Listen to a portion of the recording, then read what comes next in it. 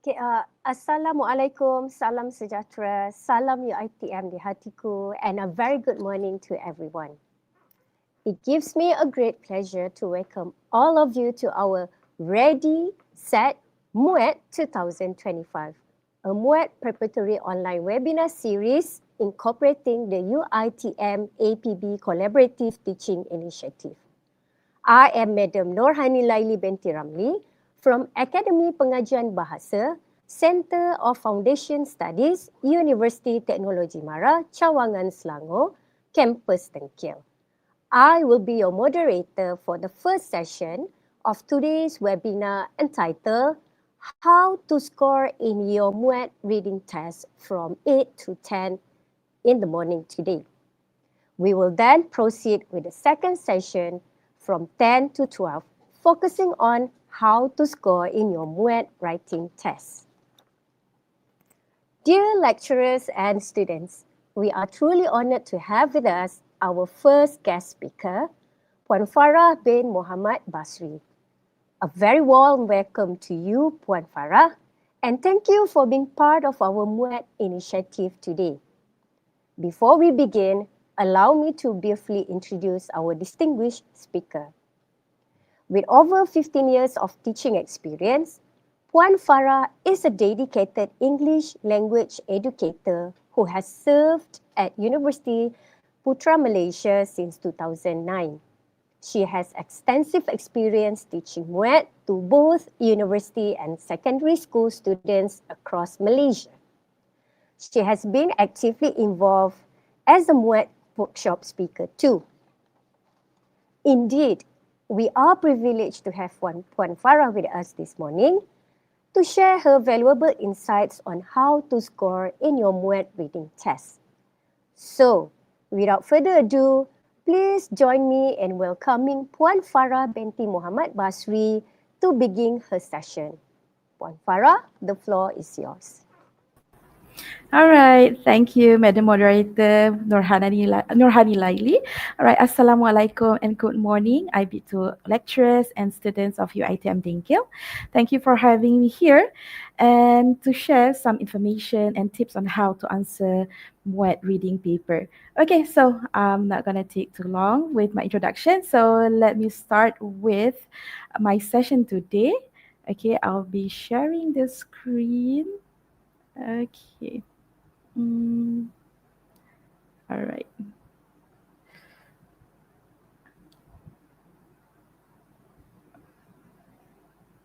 Okay. All right. So today, okay, we are going to look now. Okay, we are going to look at the reading paper. So this would be the content of what I'll be sharing today. Okay, so I'll start with test specification and then moving forward to skill tested, exam format tips, and if we have some time, we can have a look at the past session paper. All right. So, first of all, okay, so this paper is aimed to assess the ability of candidates to understand reading text in higher education context, covering both formal and less formal text. So, the possible topic that we'll have ranges from consumerism and financial awareness, science and technology, health and environment, education, people and culture. So basically, it's not going to be entirely one theme or one topic that you will have in the reading paper. It's a different ranges of topic, okay? And if you can see under the test specification, it covers both formal and less formal text. What it means here is that you can have text that comes from academic, academic writing, or it can have a less formal text or non-academic text, such as text from brochure, advertisement. You can have excerpt from a novel or short stories, or even newspapers and magazine, right? So these are the skills that will be tested. Okay, so it start off with the basic skills, which is comprehension. So comprehension would be basic understanding of the text. So under comprehension, you have skimming and scanning, extracting specific information, identifying main ideas and supporting details, making inferences, deducing meaning from context, identifying the author's purpose, comparing and evaluating information in different texts. And then after that, it will move to a more complex skills such as analysis, synthesis, and evaluation. So analysis would be the ability of you to examine or understand the text in more detail. Okay, so here you have to distinguish the relevant from irrelevant in the sense that you have to understand what is appropriate and what is related to the text and what is not. And usually the question will be something like, which of the following is true?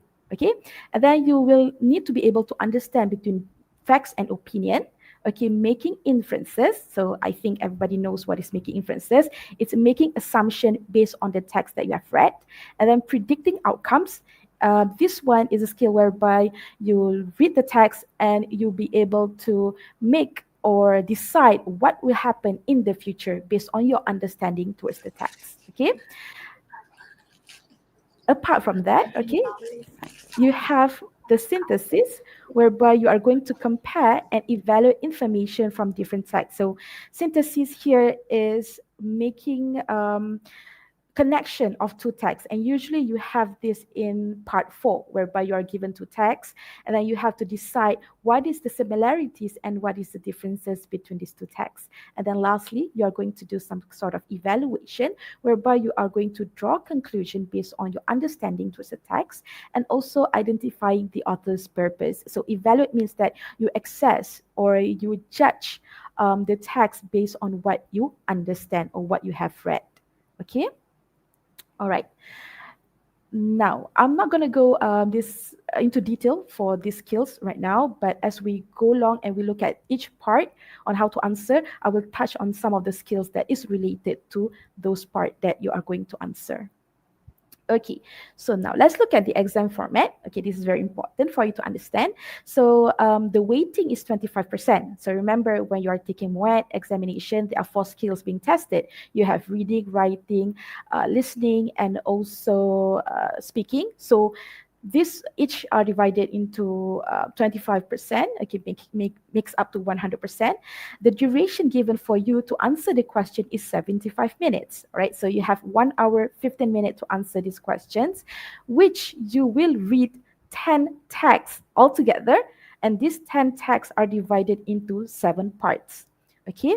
The text will have different length, all right, ranges from 100 to 900 words. It will also have a different level of complexity based on content and language, and you'll have different text type. Like what I said earlier, you will have maybe non-formal to formal text. And usually for the level of complexity, for part 1, 2, 3, and 4, it is much easier. And then when you move to parts 5, 6, and 7, the text will be more challenging and the length would be longer, slightly longer than part 1 to part 4. Okay. And for 75 minutes as well, apart from reading 10 texts, you need to answer 40 questions. So what it means here is that you really need to make sure you divide your time carefully so that you'll be able to answer all questions and perhaps spare some time to check your answers. Okay? Right. So this would be the composition of the paper. Okay, so you are going to be given 40 multiple choice questions of 3 to 4 answer options, except for part 5, where you are given 7 options altogether. Okay, and this would be how the paper are made up. So for part 1, okay, you will have question 1 to 4. This is multiple matching, and the word count for this particular part, the text will be around 100 to 120 words, which means that it's very short and simple text. And sometimes, the texts are made of bullet points. So this part, okay, it will be the most easiest. So when I say easiest, means that for this part 1, you may want to spend a lot lesser time. Okay, maybe 5 minutes or less. Right. So the question, so the text can be in brochure or advertisement. Okay, it's multiple matching, whereby you will be given 3 choices and you have to match the information based on the question that is given. Okay, and then you have part 2. Moving on, we have part 2. And this is questions between 5 to 9. So the number or the word count for this particular text, it double the length that you have in part 1, where for part 2, the text will be around 300 to 350 words. And again, here you are going to be given 3 options as well from A to C. And then after that, you have part 3. Okay, there are also 4 questions, okay, 10 to 14. Okay, and you are going to be given 1 text, okay, same like part 2. And the word count ranges from 300 to 450 words. So for part 2 and 3, it is usually, okay, the text given are non-formal text, in a sense that you can have an email, okay, maybe an extract from a novel, an excerpt from a short stories. So these are the type of text that you may read in part 2 and 3. Okay, and then we have part 4. So remember when I told you about synthesizing? So part 4 is the part where you have to start doing the synthesizing, because here you are going to be given 2 texts of the same theme, right? So this text can be in a form of review, okay, movie review, food review. It can also be something like maybe text 1, it's an excerpt from newspaper, okay, and then text 2, it's a dialogue, but it's basically on the same theme. It's talking about the same topic. All right, it's just that you have to make sure how the writer is written, the tone that is used by the writer when they write text 1 and text 2. So you have to compare and contrast. You have to know what is the similarities and differences between text 1 and text 2. So for this part, okay, you have 6 questions altogether, whereby you are given 4 options. Starting from this part, you are given 4 options. For text 1, okay, you'll be given 2 questions. And then after that, you have another question that tested your understanding for text 2. And the last 2 questions will be tested on on comparing text 1 and text 2. Okay, so that's why you have to make sure you are able to know what is the similarities and differences between these 2 texts. All right, so and then we have part 5. Okay, so we have questions 21 and 26. Okay, so this part can be a little bit challenging because this is the gapped text. All right, so some students, most of students struggle this part because it's quite challenging to decide which sentence belong to the gap given. All right, so for this particular part, all right, the word count would be between 500 and 600 words. And in this particular text, there are 6 gaps that you need to fill in with 7 answer options. But remember, 1 option is just a distractor. You just need to fill in with those 6 options. All right.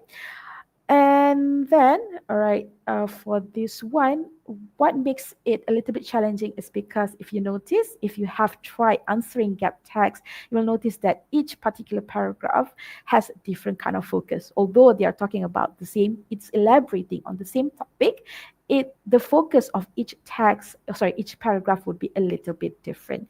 All right. And then we have part 6 and 7. Okay, whereby you have question number 27 until 40. And for these 2 parts, okay, again, I will say that this is also challenging. And the word count for each text would be from 700 to 900 words. So for this part, it's going to test all the skills, starting from the basic skills until more complex skills. So from comprehension, you will have also analysis, synthesis, and evaluation under part 6 and 7. And then here you are going to be given 4 options for MCQ. Okay, so we are going to look at this part by part after this. Okay, this is just a general overview on what you will encounter in each part. Okay, so as I mentioned earlier, okay, it's a multiple choice questions. You have options ABC or ABCD. It depends, all right? So for the first 3 parts, the options given are only three options, which would be A, B, C. Okay, and then starting from part 4, you have 4 options. But remember, for part 5, you have 7 options. 6 and 7, you have 4 options. Okay, so these questions, they will focus on main ideas, details, vocabulary, or also the author's opinion. All right. And one of the things that you need to remember when you answer the question is that, remember, the questions follow the order of the information. All right, which means that, let's say you are trying to answer part 6 and 7. So you know that part 6 is started with question 27. So let's say in part 6, you have 6 paragraph, right? Paragraph of text. So for question 27, maybe, all right, because it's the first question of that particular part, okay, the answer may be in paragraph 1 or paragraph 2. Okay, when you move to question 28, okay, the answer for question 28, it has to be after the answer of question 27. So which means that if, let's say, the answer for question 27 is in paragraph 1, then the answer for question 28 would be somewhere in paragraph 2 or 3. All right, so when you know something like this, you can start to locate the answer at paragraph where it belongs. Okay, so don't search something like, if let's say you want to try to answer paragraph 20, question 28, you look at paragraph 1 where answer 27 is there. Okay, so this can save you some time. All right, now let's look at each part one by one. So as I mentioned, part 1 is the easiest part. Although it is easy, okay, do not be too overconfident, because sometimes this question can be a little bit confusing. Okay, if I'm not mistaken, in MUET reading paper session 3, year 2024, okay, the question, usually the question is quite direct. It's just that the answer somehow it makes you to think a little bit more. Okay, so if let's say you are able to look at the answer, okay, make sure you double check or triple check and make sure you get the correct answer. All right, so for part 1, it's reading multiple texts for specific factual information. So you will be given 3 texts, 3 simple and short texts. Okay, so for this part, we are going to use our basic skill in reading, which is scanning, because scanning help us to obtain specific information, and it is very useful when we need to allocate information such as date, number, name, place, and certain phrases. So what it means here, when you scan, means that you are not going to read the text thoroughly, you are just going to read it rapidly in order for you to get the answer. Okay. All right, now let's look at the example of question for part 1. All right, don't worry if let's say you cannot see this clearly. This is just an example. We are going to attempt and try to answer part 1 at the end of our session today, which we have different paper. This one is just an example. All right, so one thing that I need to remind you is that when you do your reading test, okay, don't skip the instruction. Okay, sometimes, candidates or students, they want to finish fast, or they are afraid that they do not have enough time, that they skip reading the instruction. Okay, so reading instruction is important because it helps you to understand what you are going to read. Okay, so if let's say this topic is something that you are familiar with, it helps to trigger some sort of background knowledge, and background knowledge can always help you to understand the text much better. Okay, so for part 1 here, again, do not spend too much time, maybe 5 minutes or less. All right. So here, usually for part 1, you will read the question first. And there are 4 questions. Okay, so although there are 3 options, so one option, maybe the answer you can, one option, you have to answer like twice. Right? So here, for example, you have 3 texts of an advertisement of a place. Okay, so first question, so once you have read the question, okay, maybe you want to underline the keywords, okay, so that you know what kind of information that you need to locate in each different text here. Okay, so what are the tips to answer this kind of question, right? Again, like I said, this one we use scanning.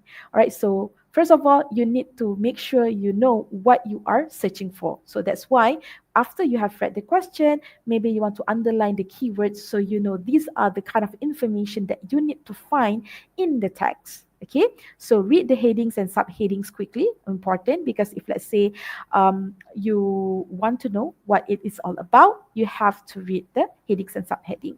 And then again, like I said, when you scan, you don't read the text thoroughly. You just let your eyes run rapidly over several lines of the print, because you already know what kind of information that you are searching for.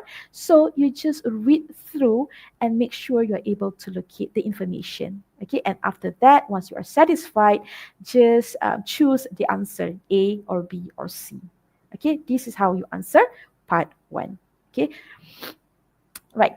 And then we have part 2 and 3. Okay, so part 2 and 3 is a little bit similar, because like I said, the text can be in the form of an email, it can be an extract from a novel, an excerpt from short stories.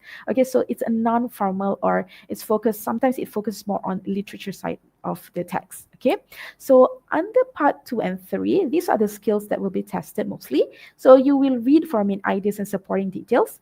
You will have to infer, identifying details and example to support argument, and predicting outcomes. Okay, so we are going to look at these skills one by one. So first of all, let's look at reading for main ideas and supporting details. So if you remember, okay, reading for main idea would be the central thought of the passage or paragraph. Okay, so I believe you have learned on how to write academic text before this. Doing your academic writing, you know that. For in your introductory paragraph, you have your thesis statement, and thesis statement will be the last sentence in introductory paragraph. And for each body paragraph, you are supposed to have your topic sentence, and topic sentence should be the first sentence of your body paragraph. So you can apply that kind of knowledge to also locate or to decide which would be the main ideas and supporting details of your text. Okay, right. So for this part, however, okay, it's a little bit tricky for this part, because it's a non-formal text. You know that when it's a non-formal text, sometimes the structure is not there and the main idea is not clearly stated. If it's clearly stated, of course, you know that when you want to find main ideas, okay, you have to look for the main ideas in the first sentence, because you know that that would be the topic sentence. Okay, and if it's not clear, you read the last sentence, because you know that when you write academic text, okay, concluding sentence would be rephrasing the paragraph, rephrasing the topic sentence, or summarizing the points that you have stated in the paragraph. However, if it's not clearly stated, then it is actually an implied main idea. When it's implied, all right, it's not clear. So what you have to do here is that you have to read the whole paragraph to decide what would be the main idea. Okay, you have to look for repeated words, okay, and you have to connect, okay, these words, and then you have to understand the supporting details. What does the supporting details leads to? Okay, you have to understand the evidence. What does the evidence give you? Okay, so these are the clues to decide what would be the main idea. All right, and mostly, all right, it's not just part 2, 3, for that the main idea is not that clear. Okay, mostly for MUET reading, you have to expect that the main ideas are implied. Okay, so for this, okay, remember, you have to read the paragraph as a whole in order for you to decide what would be the main idea. And usually for my style, what I advise my student is that if, let's say, once you have read the paragraph, okay, remember, you are allowed to scribble, okay, to jot down notes, to highlight, to do anything with your test paper. So once you have read the paragraph, make a small note on the side, okay? Just write what you understand on the focus of this particular paragraph. Okay, so that's how it makes it easier for you when you answer the questions. All right. And then for starting from part 2 to part 3, okay, you also have inferencing. So inferencing here means that you are making assumption based on the evidence provided.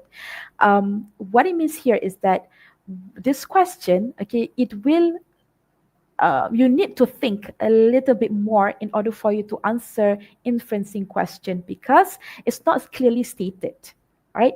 But here, you have to understand and you have to read between the lines in order for you to inference or for you to be able to answer the questions. Okay, so inferencing is the ability to understand passage and draw conclusions from it. And sometimes, background knowledge also important in for you to make an inference. Okay, so when you want to make inference, okay, you have to read the question carefully. You have to understand, of course, you have to understand what does the question wants you to find, right? And then decide what is asked. So here you have to understand, okay, you have to highlight again or underline the key words, and then scan and skim for the answer and consider the language used. So consider the language used means that you have to understand what would be the tone that the author is using, whether it's negative or positive or neutral. So positive tone means that the author is using a lot of what you call positive adjective. Okay, like if for example, if the author wants to describe a particular situation, positive means like maybe the author will say something like bright, colorful, all right, bright colorful house, for example. But if it's like negative, the author makes use words such as gloomy, okay, dark, okay, to decide what is that is the tone, the negative tone of the author. Okay, right. So usually the kind of question would be something like, what does the author means by this phrase? So you have to understand. Okay, so you have to read carefully and of course understand what the author is trying to say. The answer is not clearly stated. And another thing that you need to remember when you answer MUET reading passage or reading question is that, okay, don't just decide your answer based on the first part or first phrase. Okay, you have to read. Okay, let's say this answer is divided into three parts. Okay, part one would be the first phrase, and then second phrase and third phrase. Okay, let's say you see that, okay, the first phrase is correct. Okay, please make sure second phrase is correct and third phrase is correct or third word is correct. Sometimes the first one may be correct, they are correct, but second is not correct. Maybe it's not even relevant to the text that you are reading. The information is not even stated in the text. So if the information is not stated in the text, of course, that wouldn't be the answer. Okay, somehow you have to connect each idea together in order for you to make sure that the information that the answer that you decide is actually stated in the text. Okay, so inferencing here, like I said, the information might not be clear. So you have to decide and think a little bit more when you get this kind of question. All right. And then for part 2, 3, 4, okay, and so on, you will also have identifying details and example to support argument. So you know that main idea, it is the central thought of the text, okay.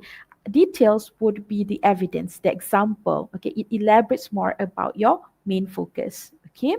So for you to decide how to answer this kind of question, to decide what is details and example, keep in mind what you are searching for. Okay, so usually the question will ask something like, maybe what year is this particular incident happened. So you know that what year, it asks you to find details. Okay, not the focus, the central focus of that particular paragraph. All right, means that it wants you to get more specific details. So when it is specific details, it is more on details and examples, right?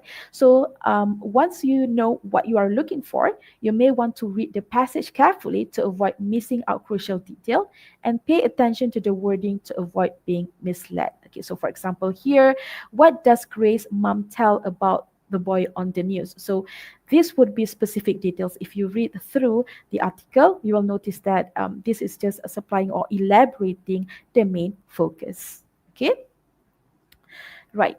And apart from that, you are also going to do some sort of predicting outcomes. So predicting outcomes, it's almost similar. Predicting outcomes would be deciding or making educated guess about what the writer is trying to convey. So here, again, you have to do a little bit of thinking, all right? In a sense, to decide what will happen in the future after you have read the text. Okay, so here you have to keep in mind the attitude, the actions, the main argument, and intention of the writer.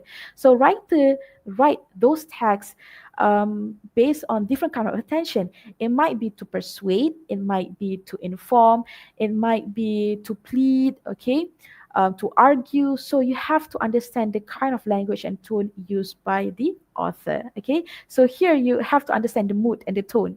Okay, whether this author is angry, whether it's neutral. So then from this part, you can make a prediction of what will happen in the future. Okay, so and then you have to think logically and then look for the clues the writer may provide. So of course they will provide some sort of a clue in the writing, so you just again have to infer, okay, which is reading between the line.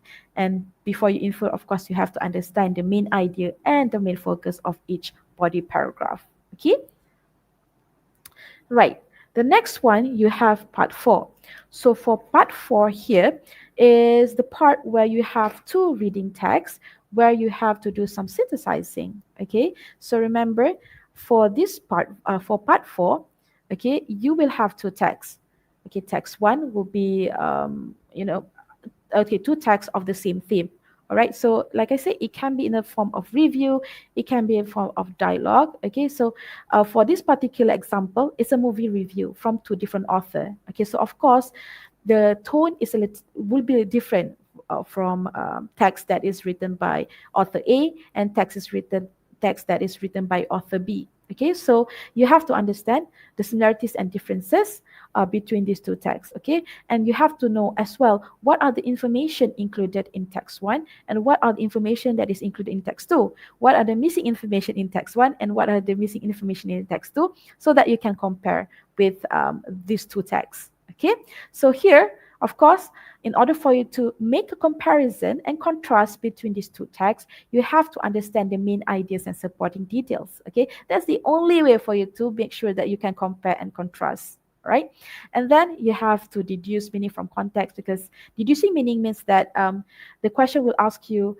about the meaning of certain vocabulary. Okay, so in order for you to answer, of course, you have to understand. If let's say it's something that you are not familiar with, the word is not something that you are familiar with, the clues are given, right? Whether it would be in the same phrase, okay, or sentence, or the clue of that particular word can be somewhere in the previous sentence or the next sentence. Okay, so if let's say you read the text, you are not able to understand, or you stumble upon words that you don't understand, do not panic. Because remember, when you are doing reading, it's not about understanding individual word. Okay, it's about understanding the whole text. So if you are able to understand the whole text without knowing meaning of some words, it is okay. All right, it's normal. Don't worry about that. Right. So for part 4, you also need to be able to distinguish between facts and opinion, because maybe for text 1, it may be just facts, and for text 2, it's based on opinion. So that's how you distinguish between those two texts. And then you need to be able to interpret the text for author's intention, attitudes, and style. Because like I said, maybe the author for text 1 feels positive towards the topic, and author for text 2 feels negative about the topic, okay, or the subject. So that's why you need to be able to interpret what the author's attention as well as the attitude and style. All right. And then apart from that, you need to be able to compare and evaluate information in different texts and determine the similarities and differences of the text. Because usually remember, there are 6 questions asked for part 4. So two questions. The first 2 questions is based on text 1. 2 questions would be based on text 2, and the next 2 questions, or the last 2 questions, is based on the similarities and differences of these 2 texts. So you need to be able to understand, okay, the differences. So the next one, we have part 5, where we are going to have the gap text, right? So starting from part 5, maybe you want to spend a little bit more time, right? So being said, all right, remember for part 1, 2, 3, and 4, try to spend lesser time. Okay, so since you have 75 minutes, maybe for part 1, 2, 3, and 4, you may want to spend about 20 to 25 minutes. And for part 5, 6, and 7, um, another maybe 30, 45 minutes once. Okay, does that accumulate to 75 minutes maybe? So right, but just make sure you don't you have to be relaxed when you answer the question, but don't be too relaxed in a sense that when you answer part 1 you feel that, oh, okay, this is easy, I have a lot of time to spend, and then you started to panic when you go part 5, because again, remember, the difficulty level is going to be different from part 1, 2, 3, and 4, and the length is also doubled or triple from part 1. So part 5 here, maybe you want to spend, usually candidates or students will spend more time, okay, because gap text can be a little bit confusing, right? So for the gap text, okay, in order for you to understand, of course, you need to be able to understand the intention and possible purpose, and also the text structure. And one of the things that you need to understand, again, like I said, for each paragraph, especially for this part 5, they have different focus. So you cannot expect something like, okay, this text is going to elaborate on 3 benefits of reading. And then paragraph 1 is going to elaborate on the first benefit, paragraph 2, second benefit, and paragraph 3, third benefit. No, it's not going to be like that. All right. So usually for the first the first introductory paragraph, sometimes it doesn't even look like introductory paragraph. Um, this one, you wouldn't find any thesis statement whatsoever. Okay, it's going to be like a general opening. Like if let's say it's a review or it's a personal story, of course it doesn't have like structure. So you have to guess what the text is all about. So maybe the topic is given. Okay, you will understand the subject. Okay, the subject is clear. It's just that for each body paragraph, it has different argument or focus. So maybe the first body paragraph, it will focus on the benefits or the advantages. Maybe the second paragraph is going to focus on the disadvantages. The third paragraph should be talking about, predicting the future. And the fifth paragraph would be call for action. So you have to understand what does each paragraph is focusing on. Okay, you have the subject, but the argument or point is going to be different. Okay, and each and for you to be able to make sure you understand the text, you also need to be able to understand what is the author's purpose in writing the article. So author's purpose can be different. So maybe to inform. So if let's say it is to inform, it means that the author is just going, they just want to educate the reader or deliver some sort of important information. So this can be in a form of news article, book, or academic writing, or even magazine. Okay, and sometimes it's based on the first point of view, means that the writer is talking about his or her journey. So if let's say that is the case, it will be a non-formal text. Okay, for part 5. So you have to remember, non-formal text, they don't have an exact structure.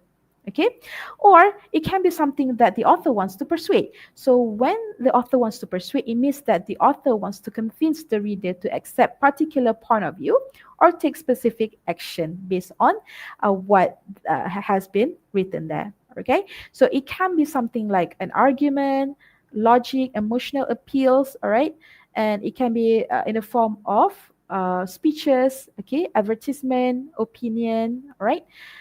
Apart from that, the reason why the author is writing that particular article may be just to describe. So when it is to describe, it might give you a vivid picture to the readers. Okay, maybe the author is describing about a place, okay, about people, about a scene. All right, so it can be in a form of fiction, okay, poetry, or travel writing. All right, Or maybe the writer's purpose here is to explain. So when explain means that the author wants the reader to understand certain process or concept. Okay, so it can be in a form of step-by-step explanation, examples, or definition. All right. Another purpose would be to argue. So when it is argue, it means that the author wants to persuade the reader to accept particular belief or perspective, right? And the author can also write the article to criticize. So criticize means that they want to tell their disapproval, their disagreement. So you, of course, when you read about criticize, you will sense a lot of anger, okay, or dissatisfaction of the author. Okay. Um, and the author might want to plead, whereby the author wants to, it's more like call for action. They want people to take action based on the issue. Perhaps they want to talk about animal rights. Okay. So you will feel that the author is, pleading, okay, wanting you to take action to change, right, what is like happening around the world.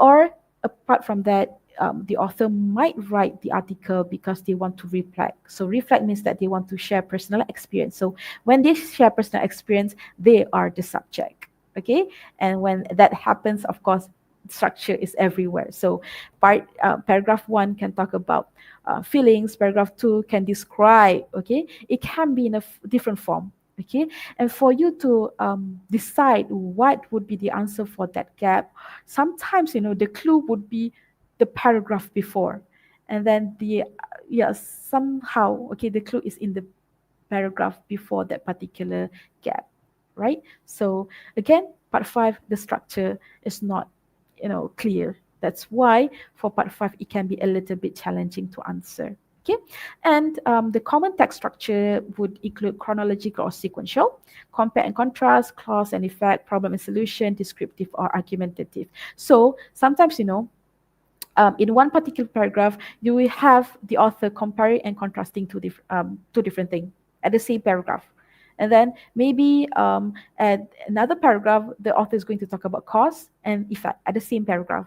So it's not as how you learn to write your academic writing. So the structure is everywhere.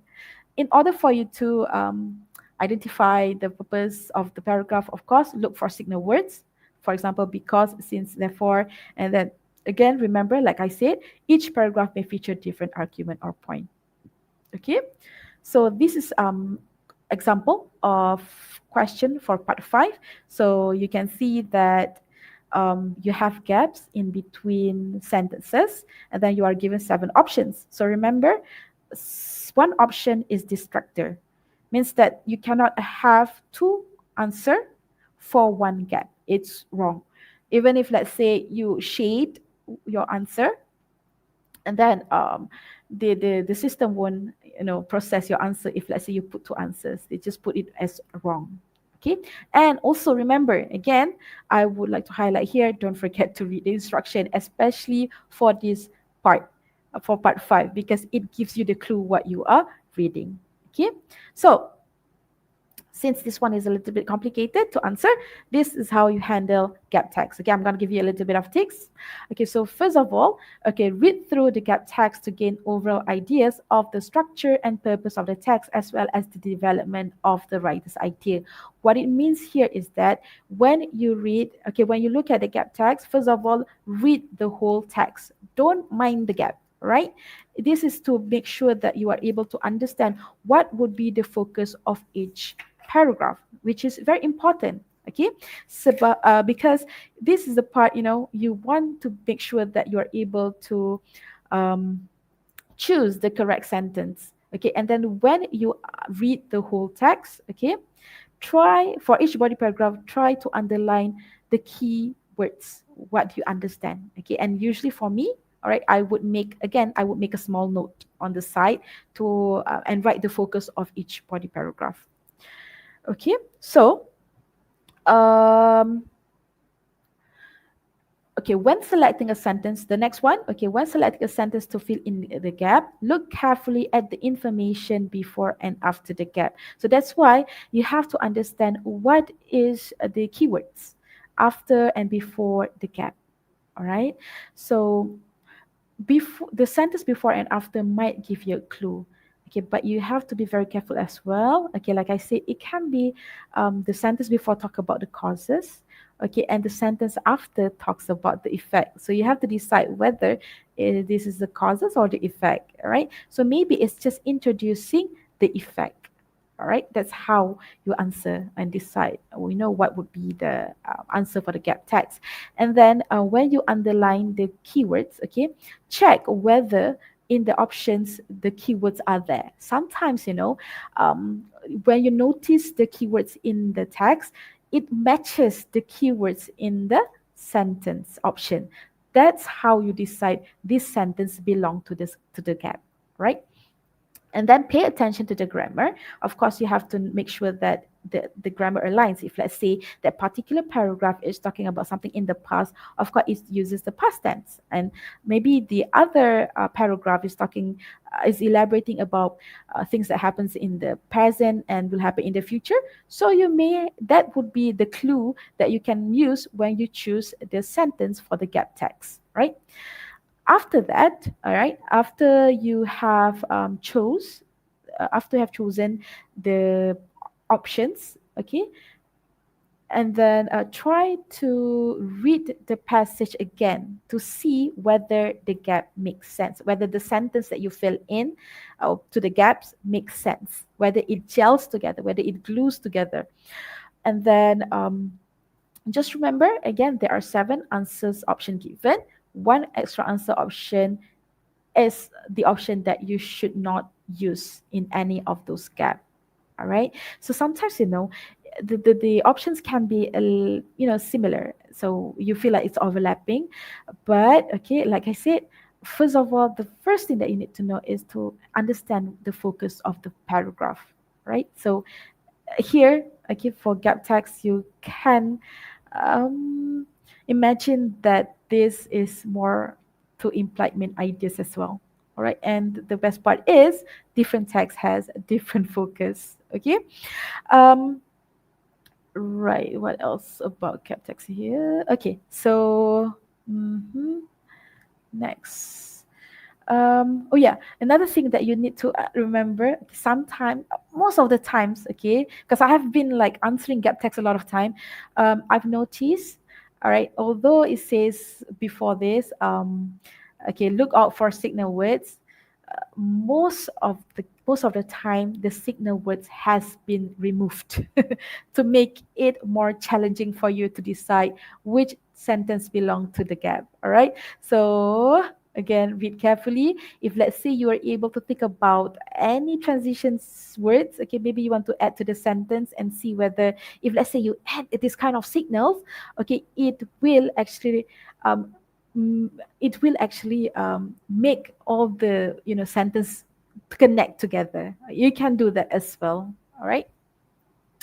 Okay, now let's look at the next part, which is part 6 and 7. So remember, this part 6 and 7, you will get longer text, okay, between 700 to 900 words. So for by this time, if let's say you started answer from part 1, okay, by this part 6 and 7, you're already tired, right? But remember to stay focused. And for reading for reading paper, this is usually the first paper that you will sit, okay, during the written test. So usually for MUET, you start off with reading paper, followed by writing, and also last one would be speaking. Usually that would be the arrangement. So um, by right, in the morning, the first paper, you should have a fresher mind. It will help you to stay focused much better. Okay. And if let's say you are afraid that you are going to doze off, okay, but don't forget to bring some sweets. You are allowed to eat sweets. Okay. So for part 6 and 7, all right, you have a more complex skills. They are going to add more skills for you to be tested. Okay. And here you will have recognizing text content features, whereby it involves a lot of like, deciding the details, author's opinion and emotions, author's attitude, the purpose of writing, the main idea, implication, and then predicting the outcome. So every skills is going to be lumped in part 6 and 7, right? So, apart from that, you have to understand and recognize text organization features. So, you have to know whether it's chronological, time order, anecdote, or illustration, so that it helps you to understand the text much better. So, understanding text, the organization of text is crucial as well. So, you know whether this text is about cause and effect, or whether it's an argumentative kind of text, whether it's compare and contrast. So when you know the text content and features and organization, you will be able to understand the text much better. Okay, so here you will have a different range of text, starting from articles, reports, and the text comes from academic writing. So it can be from exemplification, reference, cause effect, problem solution, compare contrast, factual description, hypothesis and evidence listing, and classification. So the topic also ranges. Um, it can be about anything under the sun. All right. So it, like I said, it might be something that you're familiar with. It might be something that you have never read before. Okay. So if, let's say, it's something that you have read, you know about it, it will be much, much, much more easier. Okay. But don't worry, just read and understand the main idea. Okay. Then you'll be able to answer the questions. Okay, so this will be the sample question for part 6 and 7. So here, for part 6 and 7, you will also need to do a lot of inferencing and in synthesizing and evaluating. So it involves those higher skills. So maybe if you can see here, for question number 27, it's asking you what would be the writer's intention in highlighting the issue. For example, which of the following is true about what's that, hyperlexia, for example. So it requires you to think more than when you answer part 1, 2, 3, 4. Okay.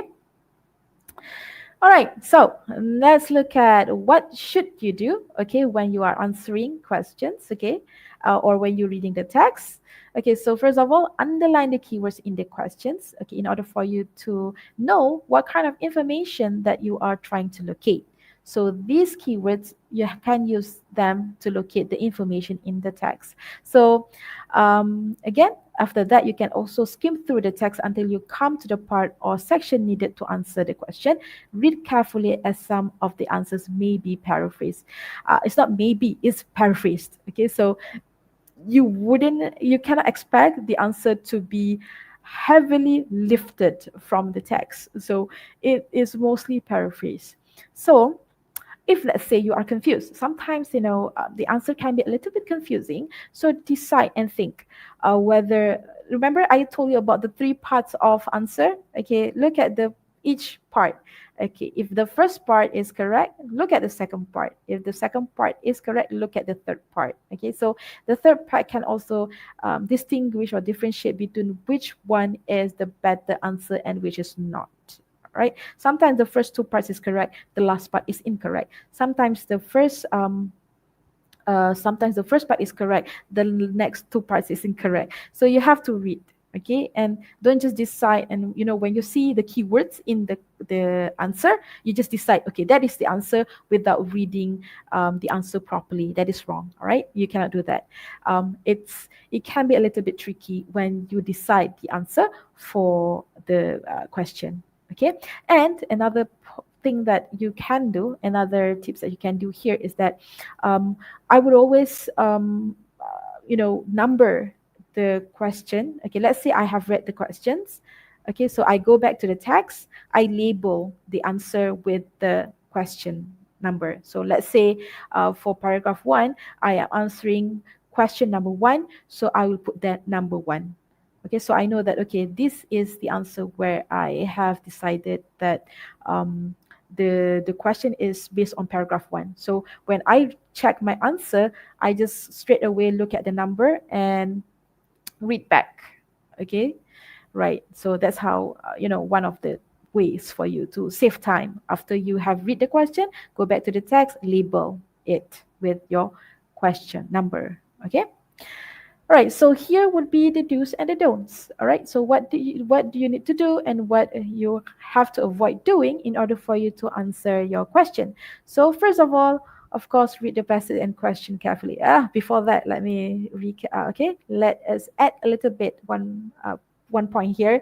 Don't forget to read the instruction. Instruction is very, very important to give you some sort of previewing of what you are going to read in the passage. Okay? It won't tell you exactly what you're going to read, but it helps you to understand what you are going to read. Okay? So once you have um, read the instruction, read the passage, and question carefully. Okay, take note of the transition because transition is important. It tells you whether this one is an example, uh, whether this is the main point, whether it's the supporting details. And then don't forget to underline or highlight the main ideas or keywords. Okay, so that's why it's important to read the instruction. Instruction gives you the subject, tells you the subject, what you're the subject that you're going to read. So and then when you read each paragraph, you will understand what would be the focus. Okay, there's no some might ask me, okay, whether it's good to read question first and then read the text and then try to locate the answer later. um, I tried, okay, to be for part 1, 2, 3, and 4, you can do that. You read the question first and then locate the answer in the text. But for part 5, 6, and 7, it's always good for you to read the text first and then read the questions later. Okay. All right. Things that you have to avoid doing. Okay, please do not be influenced by your own views and opinion. Remember, your views and opinion, it doesn't matter here. Okay, you just need to understand the text. Okay, and then try to connect with your knowledge. That is important, but not having your opinion and views. And then don't spend too much time on one question. If, let's say, the question is tricky, you don't know which one is the answer, okay, leave it first. Okay, answer other questions. Okay, maybe, but don't forget to go back to this particular question after that. So you can just circle the number, put the KIV, right, and then answer the next question, because you have to remember you have only 75 minutes to answer 40 questions. If you feel that it's a long time, 1 hour, 50 minutes is a long time, trust me, it's not. Okay, I've seen candidates, not having enough time to answer all 40 questions. All right, and do not be misled by partially true statements. So this is what I'm trying to say just now, what I highlighted. Make sure when you read the answer, you read all the sentence, you read everything. Okay, not just you see the keywords in the answer, you decide, oh, that is the answer, because mostly the answer is paraphrased. Okay, so when it is paraphrased, perhaps the keywords that you highlight or you underline is not even there. All right, so that's why you have to read the answers one by one carefully, right? So here are some tips for you to that you can use when you are answering the reading paper. Okay, maybe some of this I'll just repeated what I have mentioned earlier. So read the title and subheadings, of course. Always read the title and subheadings. All right, it gives you the background knowledge.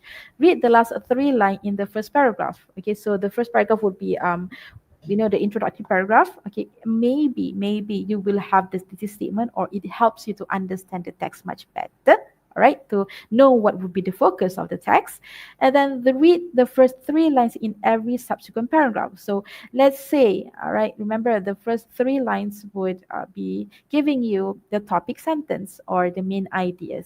Okay, and then draw a zigzag line throughout the passage, meaning that draw something to give you to show that these are supporting details. All right, especially if, let's say, the ideas is implied, it's always good for you to identify the supporting details, because from the supporting details you'll be able to understand, okay, the focus, or you can sum up to make the focus of that particular paragraph. Okay, and then once you're able to understand the paragraph, okay, don't forget, make small notes. Small notes is also important so that you can always refer to quickly. Okay, after that, you can read the questions. Okay, and then again, from the question, don't forget to underline the keywords. You have to understand what the question wants you to find, what kind of information that you need to locate in the text. All right. read again the beginning of the whole paragraph and mark with number to indicate the question. So this is what I told you just now. Okay, when you want to answer the question, okay, after you have read the question, go back to the paragraph and then indicate the question number at the paragraph so that you know which question it refers to. And then go through the question by checking from paragraph, okay, and then start answering. So this is how you can save some time. If let's say you want to recheck your answers, you can just quickly go back to and look at your notes. So notes is important. So don't worry if let's say don't think that you are not allowed to. You are allowed to do anything with the test question paper, but at the end of the question of the exam, you have to give the paper back to the to MPM. So do anything, okay? Scribble, okay? Write, um, highlight, yeah, do that, all right? As long as it is able to help, they are able to. These tips, they are able to help you to check or read again to decide your answer. Should be okay. All right, so far that would be the slides that I'm going to share today. So the next part, we will try to answer some of the past session questions, but I'm not going to show you all of the parts. Okay, we are just going to do part 1, part 2, part 3, part 1, part 2, part 4, part 5, and part 6 or 7. Because as you know, part 2 and 3 can be a little bit similar. Part 6 or 7 is also a little bit similar. So that's why we are only going to focus on these 4 parts only. Okay.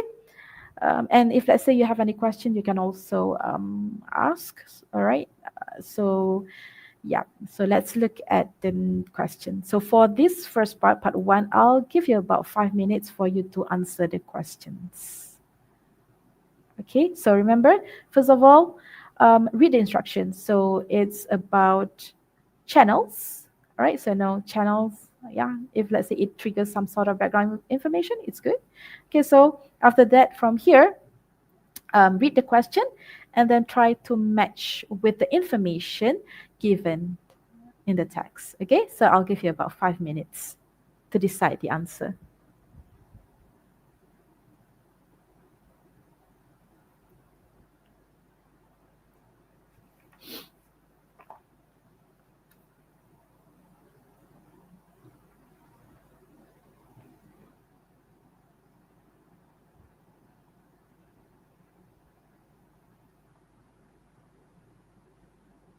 Or if you have like done with the answer, okay, maybe you want to share as well. So yep, you can share your answers, and after this we can check whether the answers are correct or not.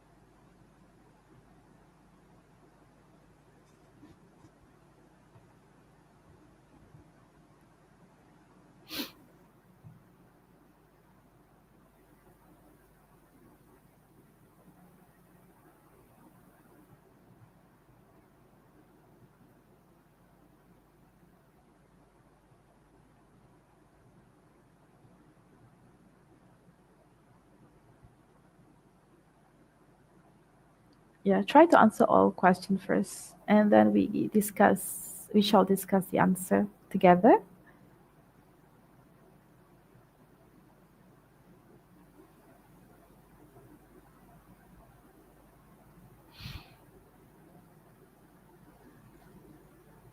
All right, VCCA. Okay, good job.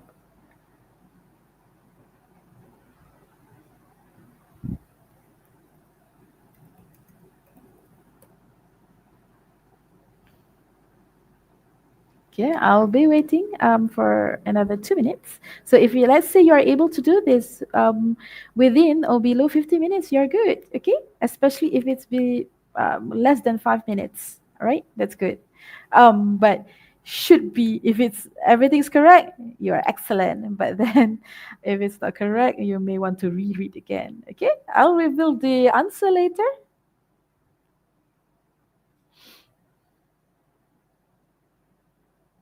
Mhm. Yeah, I've started to see comments of the answer. Okay, good. Less than 5 minutes. Good job, everyone.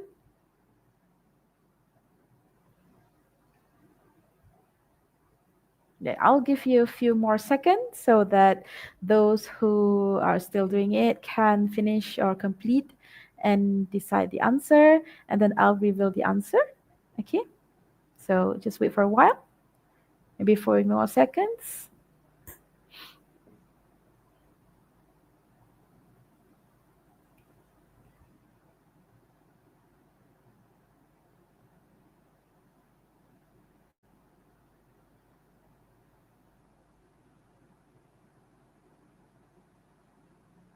Okay, I think enough time.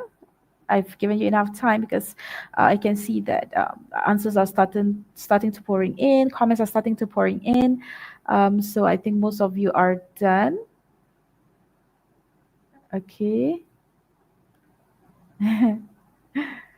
Some of you are done and decided to change your answers. Okay, good. It means that you check. You are able to check within 5 minutes as well. All right. Okay, let's see the answer. Okay, check and make sure if let's say you get the correct answer. Okay, so yeah, it is BCCA. All right. So you can see that for the first question, the focus will be helps to study. Which channel helps the teenagers to study? Number two, internet, all international. Okay, so the keyword here is all international. Okay, and then number three, available 24 hours. And then number four, play movies. Okay, the evening. So you can see that, or I've highlighted the answer here. For number one, okay, help teenagers to study, because if you look at B, it says secondary school English program. So of course, teenagers is secondary school. So here you have, I mean, you know the meaning of secondary school is teenagers. So that's the answer. And then for number two, all international. So here you have this part. Okay, number C, number C here, it says Channel Galaxy has famous movies from America and England. Okay, especially famous movies from the 90s, 1970s and 1980s. Okay, so it's all international. All right. Hmm. And then it's available 24 hours. So if you read through, okay, it says here you can watch movies of your choice anytime. All right. So even if you look at other options here, it says the program ends with the national anthem at 12 a.m. And then here for B, it says here the last program of the day, British news from 7 p.m. to 8 p.m. So it ends at 8. So the only time, the only channel that is available 24 hours would be C.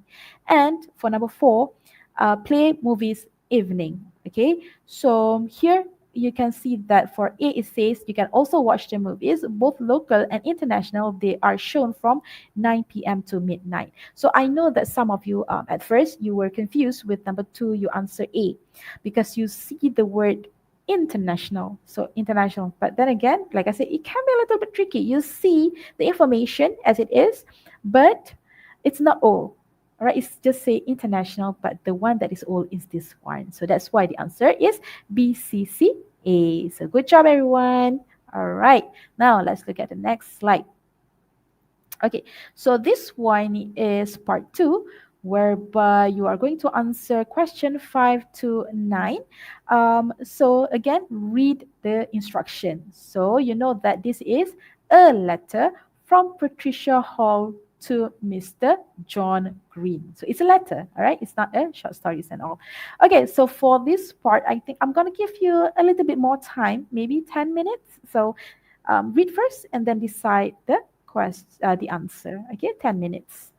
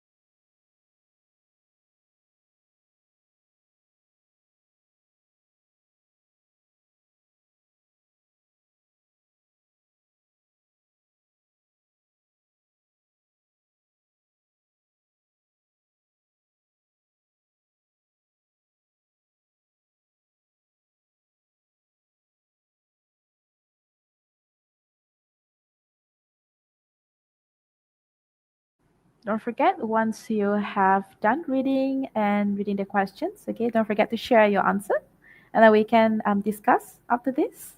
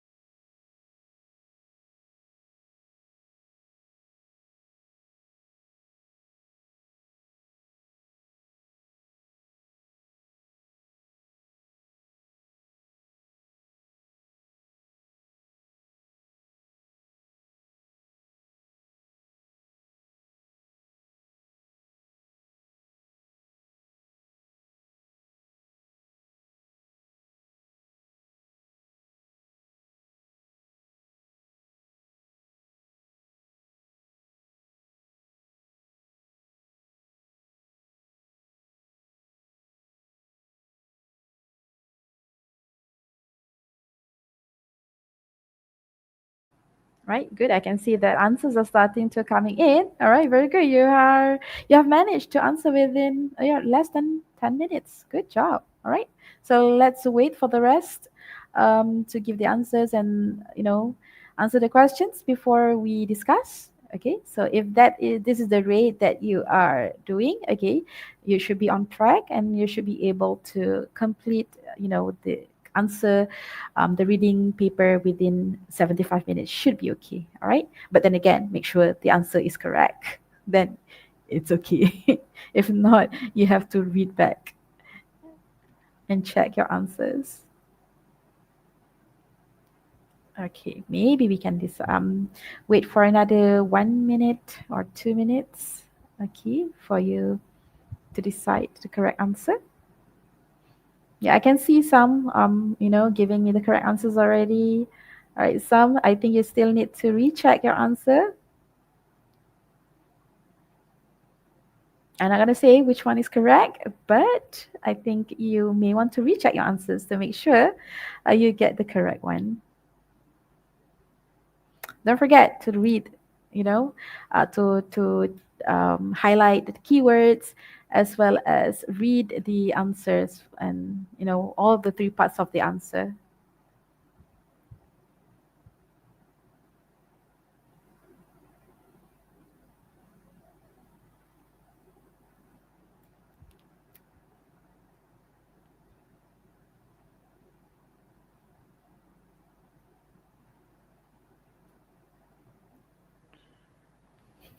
Okay, now let me reveal the answer. Okay, I think we did it in less than 10 minutes, I guess. All right. Okay, let's check the answer. So it's supposed to be ABA, C, sorry, yeah, correct, CB, right? So I noticed some of you um, get a little bit confused with answer number 7. Okay, so first of all, let us look at this. This is going to be confusing because the electricity bill has increased, which is correct, which is what she has highlighted in the text. But if you look at it carefully, all right, let's try to read this. There is also a broken window in the bedroom. This is causing cold air from the air conditioner to escape and my electricity bill to go up. All right. So the reason right now is that the broken window. All right. So because of the broken window, of course, the room. Okay. I have pasted a piece of paper over the broken glass, but it's not effective. The room is too warm for me to sleep well, and this is a big problem for me.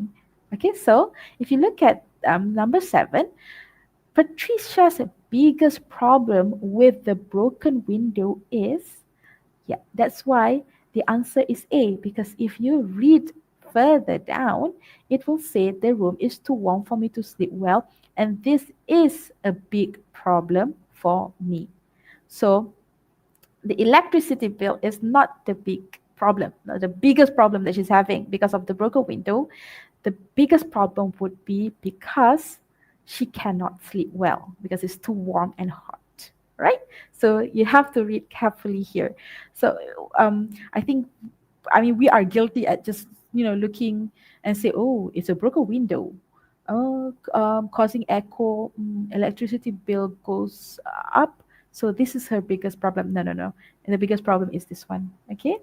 All right. So here you can see that I have highlighted some of the key points.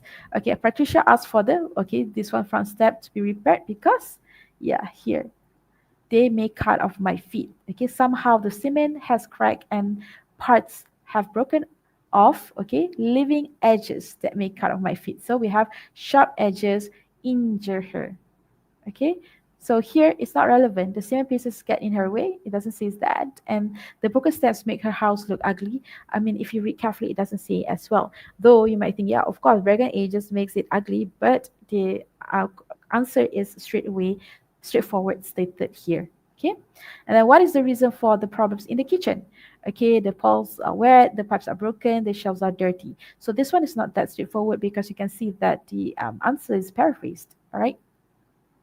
So it says here the water is leaking from the kitchen sink, okay, causing damage to the kitchen shelf and walls. So water is leaking. Of course, water from the kitchen sink, it comes from the pipe. So here you have to use a little bit of your background knowledge. If let's say you don't know that water comes from pipe in the kitchen, then you would be able to, how to say, uh, answer this. But then again, if you look at the question, the walls are wet, I don't think it is stated there, all right? Or the shelves are dirty, it's not. Okay, it's not the highlight of this particular paragraph. Okay, and then Patricia mentioned to health department in the letter too. Okay, this one you have to infer, okay, because it's not stated what's the reason that she is why she mentioned. Okay, you have to understand what's the reason that she is giving this letter to the homeowner. It's not about making the owner refund the house rent. She doesn't want that. She's not warning the owner about the health rules. She doesn't do that, but she actually wants this owner to push the owner into doing the repair. So it's stated there. Okay, and Patricia wrote a letter too. Okay, she doesn't want to ask, she's not asking for the rent to be reduced. She just said that if it's not repaired, she's not going to pay more rent. So she's not asking to reduce the rent, right? She's just not paying until it is repaired. So means that um I mean, if let's say she wants it to be reduced, okay, then she will say, "Can you reduce the rent so that I will repay?" No, she doesn't say that. She does. She just refused to pay, okay, and then give a moving out notice. Okay, it doesn't state it here that she is moving out. All right, so that's the reason why she's writing the letter, is because she wants to put the complaint in writing and for the homeowner to take it seriously and do the repair next. Okay, so that's how you imply. All right, now let's look at the next part. So this is part 4. So remember, part 4, you are supposed to have 2 texts. Okay, so I'll show text 1 first. Okay, so try to understand what text 1 is focusing on. Okay, and then understand it, and then try to answer the question. Okay, so I'll give you about 5 minutes to look at to read. 5 to 7 minutes, good. 5 to 7 minutes to read the text and also answer the question. And then I'll show you text number 2. You do the same. And then after that, I'll show you the question, the last 2 questions for part 4, okay, where you have to synthesize, to see the similarities and differences between the texts. Okay, so for this part, maybe 5 to 6 minutes. For this part, sorry, yeah.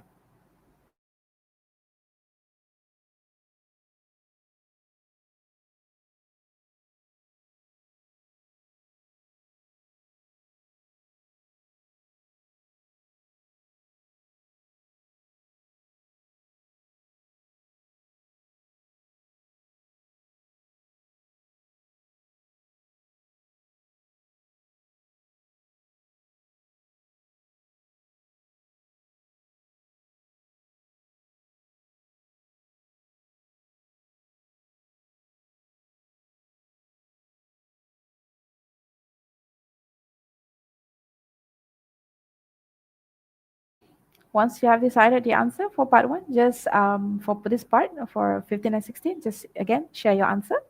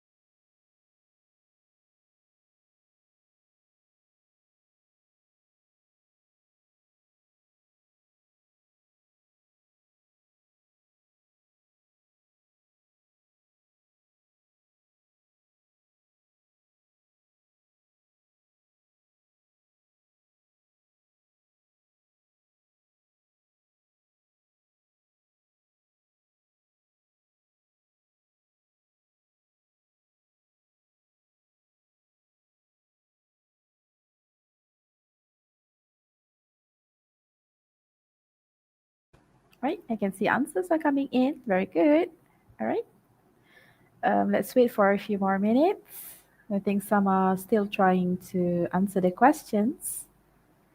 Okay, good job to those who are done.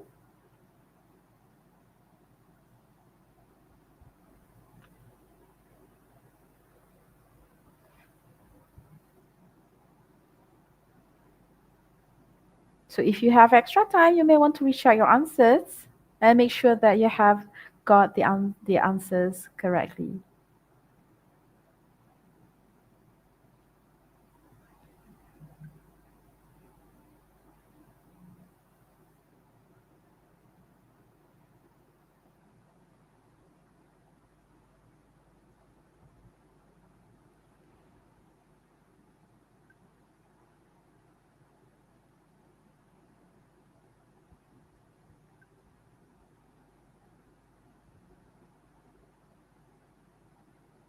Right, so let me reveal the answer. Okay. Right, so the answer is B and A. Okay, according to the writer, ants. Okay, interesting topic, right? It's about ants. All right, so a random topic, ants. According to the writer, ants and people. Okay, again, this one. The answer is paraphrased. Okay, so you can see that the answer is in paragraph number 2. It says here, in times of peace, they go about their work, okay, sharing the labor fairly. Each has a job mm, so from wet nurses in the nursery to the architects, construction workers, and housekeepers in the nest, to the hunters and gatherers. So it talks about how the similarities between human and ants. They each have jobs. Okay, and then it says here, who ensure that everyone is fed, but peace do not last forever. Okay, starting, it's giving like an overview of the next part, which is talking about these ants, same like people, they fight as well. All right. So neighbors fight over the borders of their territory and which Peter was one another. Okay. Um, Invaders overwhelm unsuspecting colonies. The weaker members are carried off and enslaved. So, from this one, we can understand that ants, they fight, they don't run. Okay, when conflict occurs. It doesn't say this one, live separately from one another when given a choice. It doesn't say that. Rely on the queen to increase population when needed. So for C, um, because again, you have to remember this would be the one that you're looking for, ants and people. So where maybe ants is correct that they rely on queen to increase the population when needed, but people, we don't rely on the queen to increase the population. So part of it is wrong. Okay, part of it only reflecting ants is not reflecting people. So remember, the answer has to reflect both ants and people. Okay. um and then the writer ends text one with question to make readers, all right, aware of how ants and people have shared behavior. Think about how ants and people adapt to living together. Consider how ants compete with people for territory to survive. Okay, ants doesn't compete with people for territory to survive. Ants compete with ants. All right, so this part is already wrong. Okay, think about how ants and people adapt to living together. It doesn't say that we are adapting to live with ants. Yes, we are living with ants, but it's not about adapting. It's about how ants and people are the same, have similar behavior. So this is what text 1 is all about. Okay, so now let's look at text 2. So we are reading about the ants. So it's going to be the same theme, but how it is written, now let's read. Okay, so I give you a few minutes as well to answer these questions.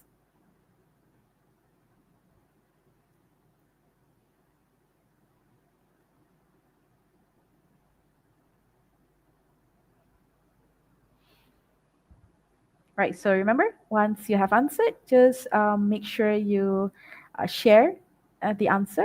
So if let's say okay, so here I forgot, I've already pasted question 17 until 20. So 17 and 18 is based on text 2. For 19 and 20, it's based on text 1 and 20. Sorry, text 120, text 1 and text 2. Okay, so if let's say you want me to go back to text 1, just put it in the comments, and then I'll go back to text 1. But as for now, try to answer this question 17 and 18. Okay, and if let's say you remember what text 1 is about, okay, so you can just straight away try to attempt and answer 19 and 20.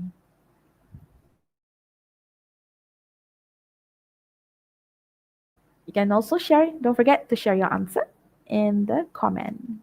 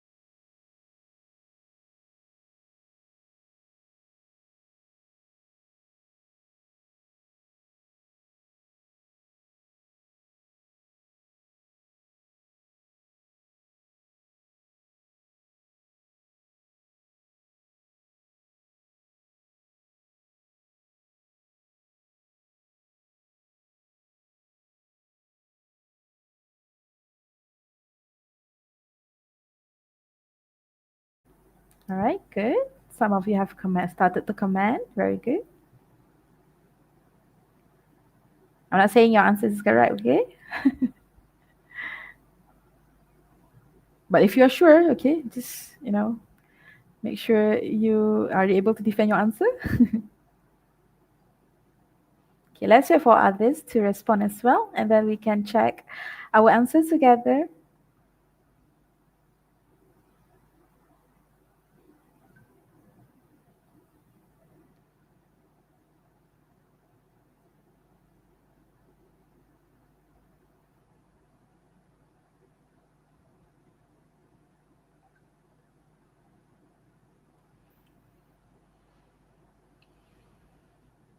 Okay, let's wait some more.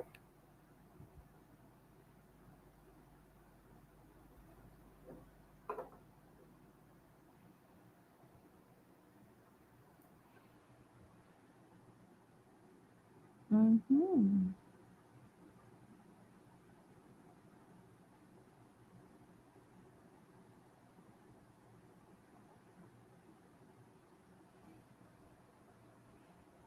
All right, I think CBCC. All right, I think we can check our answers together. All right, and see whether you guys have answered this correctly. All right, so whoever answers C, B, B, C, you guys are correct. Very good. You're able to understand and synthesize both texts, especially for 19 and 20.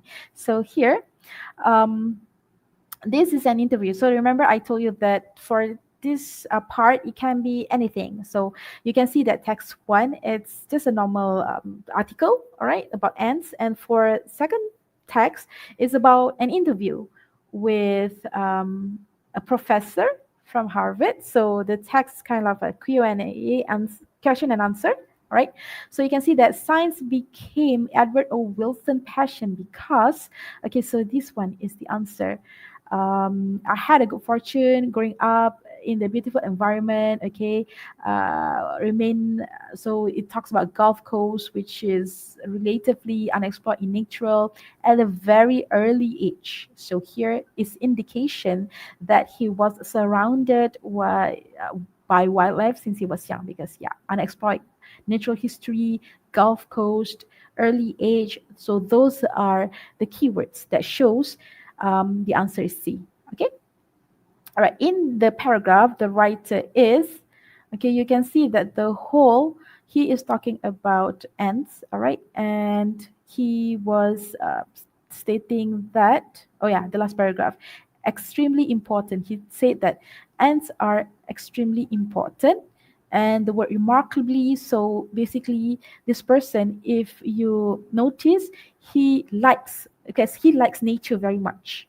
And when he studied ants, he became very excited. So that's why the answer is enthusiastic about ants as an essential part of Earth ecosystem. Okay, all right. And then you look at answer question 19. You are supposed to answer question 19 and 20 based on, synthesizing the two texts. Okay, both texts agree. So here you know that you have to find similarities of these two texts. Okay, so when you read back text one, okay, it talks about how humans and ants are similar. All right, in terms of they talk about different role that ants have and humans have. Okay, so in this text too, it also talks about how humans and ants are similar in terms of organizational, because here you can see they say that this doctor said that each has a vital role mirroring human society. So it talks about the organizational, right? And then number 20, which of the following is explained differently? So now for question 19, you are supposed to find the similarities. For question 20, you are supposed to look for differences, okay, or difference between text 1 and text 2. So here, if you notice, okay, for text 1, so the writer started to think about ants when he was in a flight, how his father talks about ants, people and ants are looking a little bit similar when he was in a flight, okay? And then for this one, he was inspired since he was young because of his childhood experience in the wild, all right? So it makes him interested to learn more about the wildlife, and somehow it leads to insects and ants, all right? So this is the difference between them, okay? It doesn't talk about the agent of food supplies, if you notice, and it doesn't talk about behavioral patterns of human and ants. It's talk about management. Both talk about behavioral patterns, but in different way. The way they have the experience is different. Okay, how they are inspired to study is different. So that's why the answer is C.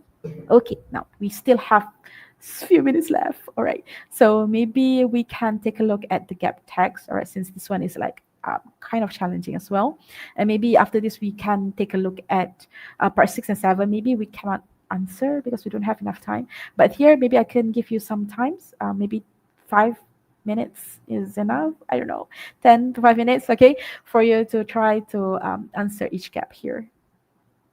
Okay, remember 7 options are given, and 1 is the distractor. You cannot use the 1 is extra answer, which doesn't belong to any of this gap.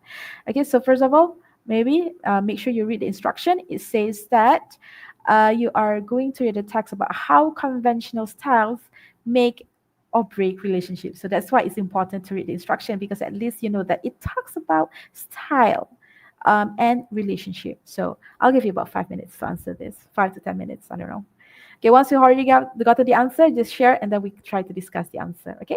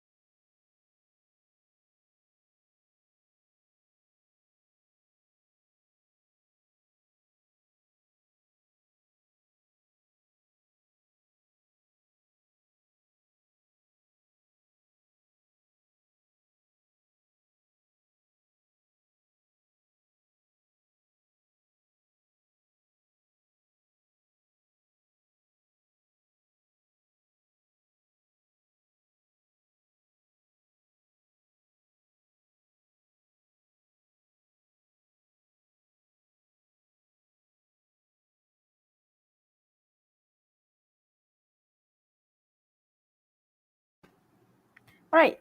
So I think I'm just going to reveal the answer. All right.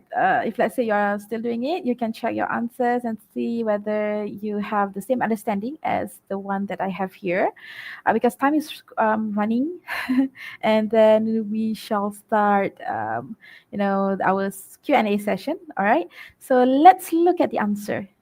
Yes, so hopefully you get at least, I mean, if let's say you have tried to answer, attempt to answer, um, okay, so here we have the answer D, G, F, E, A, and B. Okay, so the options that is not used here. Okay, D, G, F, E, A, B, D, G, F, E, A, B is C. Right, is the extra option. Okay, you can see that here. I've made some extra notes because you can see. Remember, it doesn't have a specific focus. Each paragraph has different focus. So here, the first paragraph start off with this one, number 2. Conversation does start with important topic. Okay, so that's why here it says nothing so important. Okay, that's why the answer is D here. Yeah, but people, okay, don't wait until they have something important. So you can see that the keyword is there, important and important, to say in order to talk, right? So it's like giving the opposite of what you have in that particular sentence. Kejap, I'll give some explanation. And then G here is the introduction to meta message. Right, you can see that here we have what is communicated about attitudes, blah, blah, blah. Here, I'm sorry, we leave the meta message. So the keyword is there already. Meta message. This one is quite easy, because you have the keyword given. So that's why the answer is G. It's meta message that get the strongest reaction. Okay, and then for paragraph 4 here, many of us dismiss talk that does not convey important information. All right, because we think that maybe we want people to talk or give more information. We want to hear information rather than things that doesn't have anything. All right, so here that's the answer is F. They are sensible only if information is all that count, because here you say dismiss talk that is not important. All right, so here they are sensible only if information all counts, means that it's somehow why people are dismissing some sort of communication or communication. All right, and then F here, it's talking about the factors how people perceive us. All right, this will be the answer. Whether we came across as friendly or angry depends on several factors, because here the next sentence it says how loud, how fast, and with what intonation and emphasis we speak can indicate if we are teasing, flirting, explaining, or what is that? Okay, I can't see. It's too small here. Okay, so that's why the answer is F. The answer is E here, because it talks about the factor. And here the answer is A, because here it gives, you can see that the keyword here is dictionary. All right, it gives some sort of dictionary meaning. So although we continuously respond to social meaning, the word meaning is there actually. So dictionary and meaning, it goes together. So that's why the answer is A. And for number 7, because we talk about linguistic here, linguistic, it starts with linguistic provides way to describe. So it's a term, okay, process of communication. So when we have the word linguistic here, it kind of like marries with the word concepts. So that's why the answer is B. Okay, so that's why here, try to make a note, because note helps you to understand or to match the answer here. And also, like I said, try to underline the keywords, because the keywords also help you to decide what would be the sentence that belong in that particular gap. Okay, so I don't think we have enough time, but this one, part 6, basically it looks like this. All right, so you can ask, I think you can ask your lecturer to provide you with this later on. Okay, I've already given the answers as well. You can see that we have different kinds of question. The writer begins with text with the central theme. So central theme means that it's the main idea, the main focus. Okay, and then number 3, the writer develops the key ideas. Again, we are looking at the key ideas and how it is developed. So perhaps you need to look at the key details. Okay. So something like this, like I said, I usually put some notes here to understand what the text is all about. Okay, right. So this is part 6, and part 7 is also similar like this, almost. All right. Okay. So we don't have enough time, all right? But hopefully, okay, what I can say here is that make sure before you go for your reading test, reading examination, do as much as past year's session paper, so that you get familiar with the kind of question that we will ask. Okay, you are familiar with the text structure, especially on the gap text. As the more that you try to attempt answering gap text, the better understanding that you have. Okay, and don't forget one more thing is to please make sure you bring 2B pencil, because you need to shade the answer. Often I see candidates, they only bring pen without pencil, so they do not have enough, they have to borrow our pencils to shade the answer. That is one. Okay, and yeah. Okay, that's all I think. So I think we can start the Q&A session if let's say you have any question.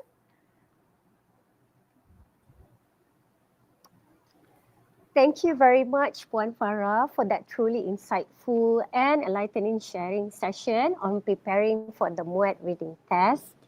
I am confident that our students have gained valuable tips and strategies for your presentation. We are deeply grateful for your time and for your generous sharing with our students today. Yes, Puan Farah, I'm sure our students have a lot of questions to ask. So now we will open the floor for the question and answer session. You may drop your questions in the chat box provided or channel them through your LCCO to one lecturer who will pass them on to us.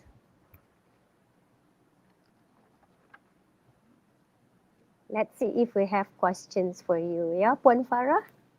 Yeah, at the same time, can I add something?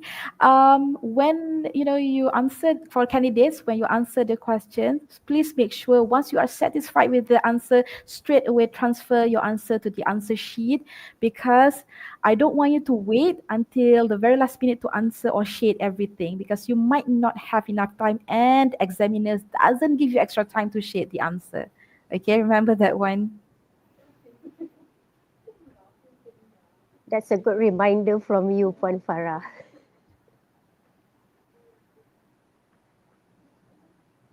Correct. You are correct. Very good question. Yes, for part one, one of the options should be repeated. Okay, so maybe your answer is AA and then CB. Usually they will use all the text, but one will be repeated. Okay, yeah, one will use more than once.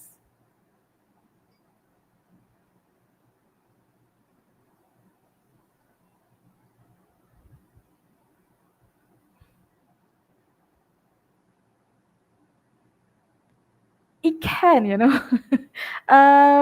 it can be taken from any novels or any short stories, anything.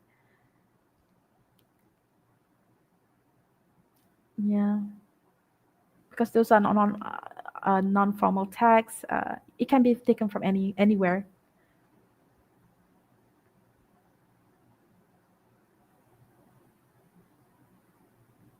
But I've never read, any what do you call that, stories that talks about Dracula and vampire in MUET reading questions. So it can be taken from a novel or short stories, but not something that is traumatizing some people. Some people, they don't like this kind of story, so it might not be it. All right.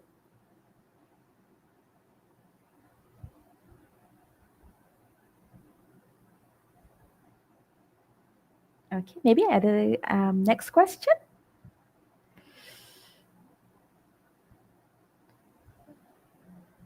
Don't worry so much about part two and three being a literature kind of text, because it's not hard to understand. Well, okay, where can we get past year questions? I think you have, I'm not sure whether they publish it. There are books published past year paper, but there's also this. I don't know whether I should promote this or share this, but I got the past session paper from a channel in Telegram. So I don't think I can promote this channel. Maybe I can text your lecturer and give them the channel, so and then you can ask them. I don't think I can do this publicly. But thank you for the question.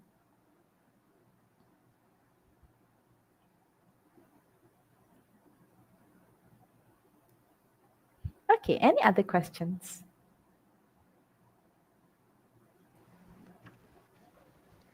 Okay, any more questions, students? Please take this opportunity to ask a question as much as you can, yeah? It's either they understand or they don't understand. That's all. Or they pay attention or they don't pay attention.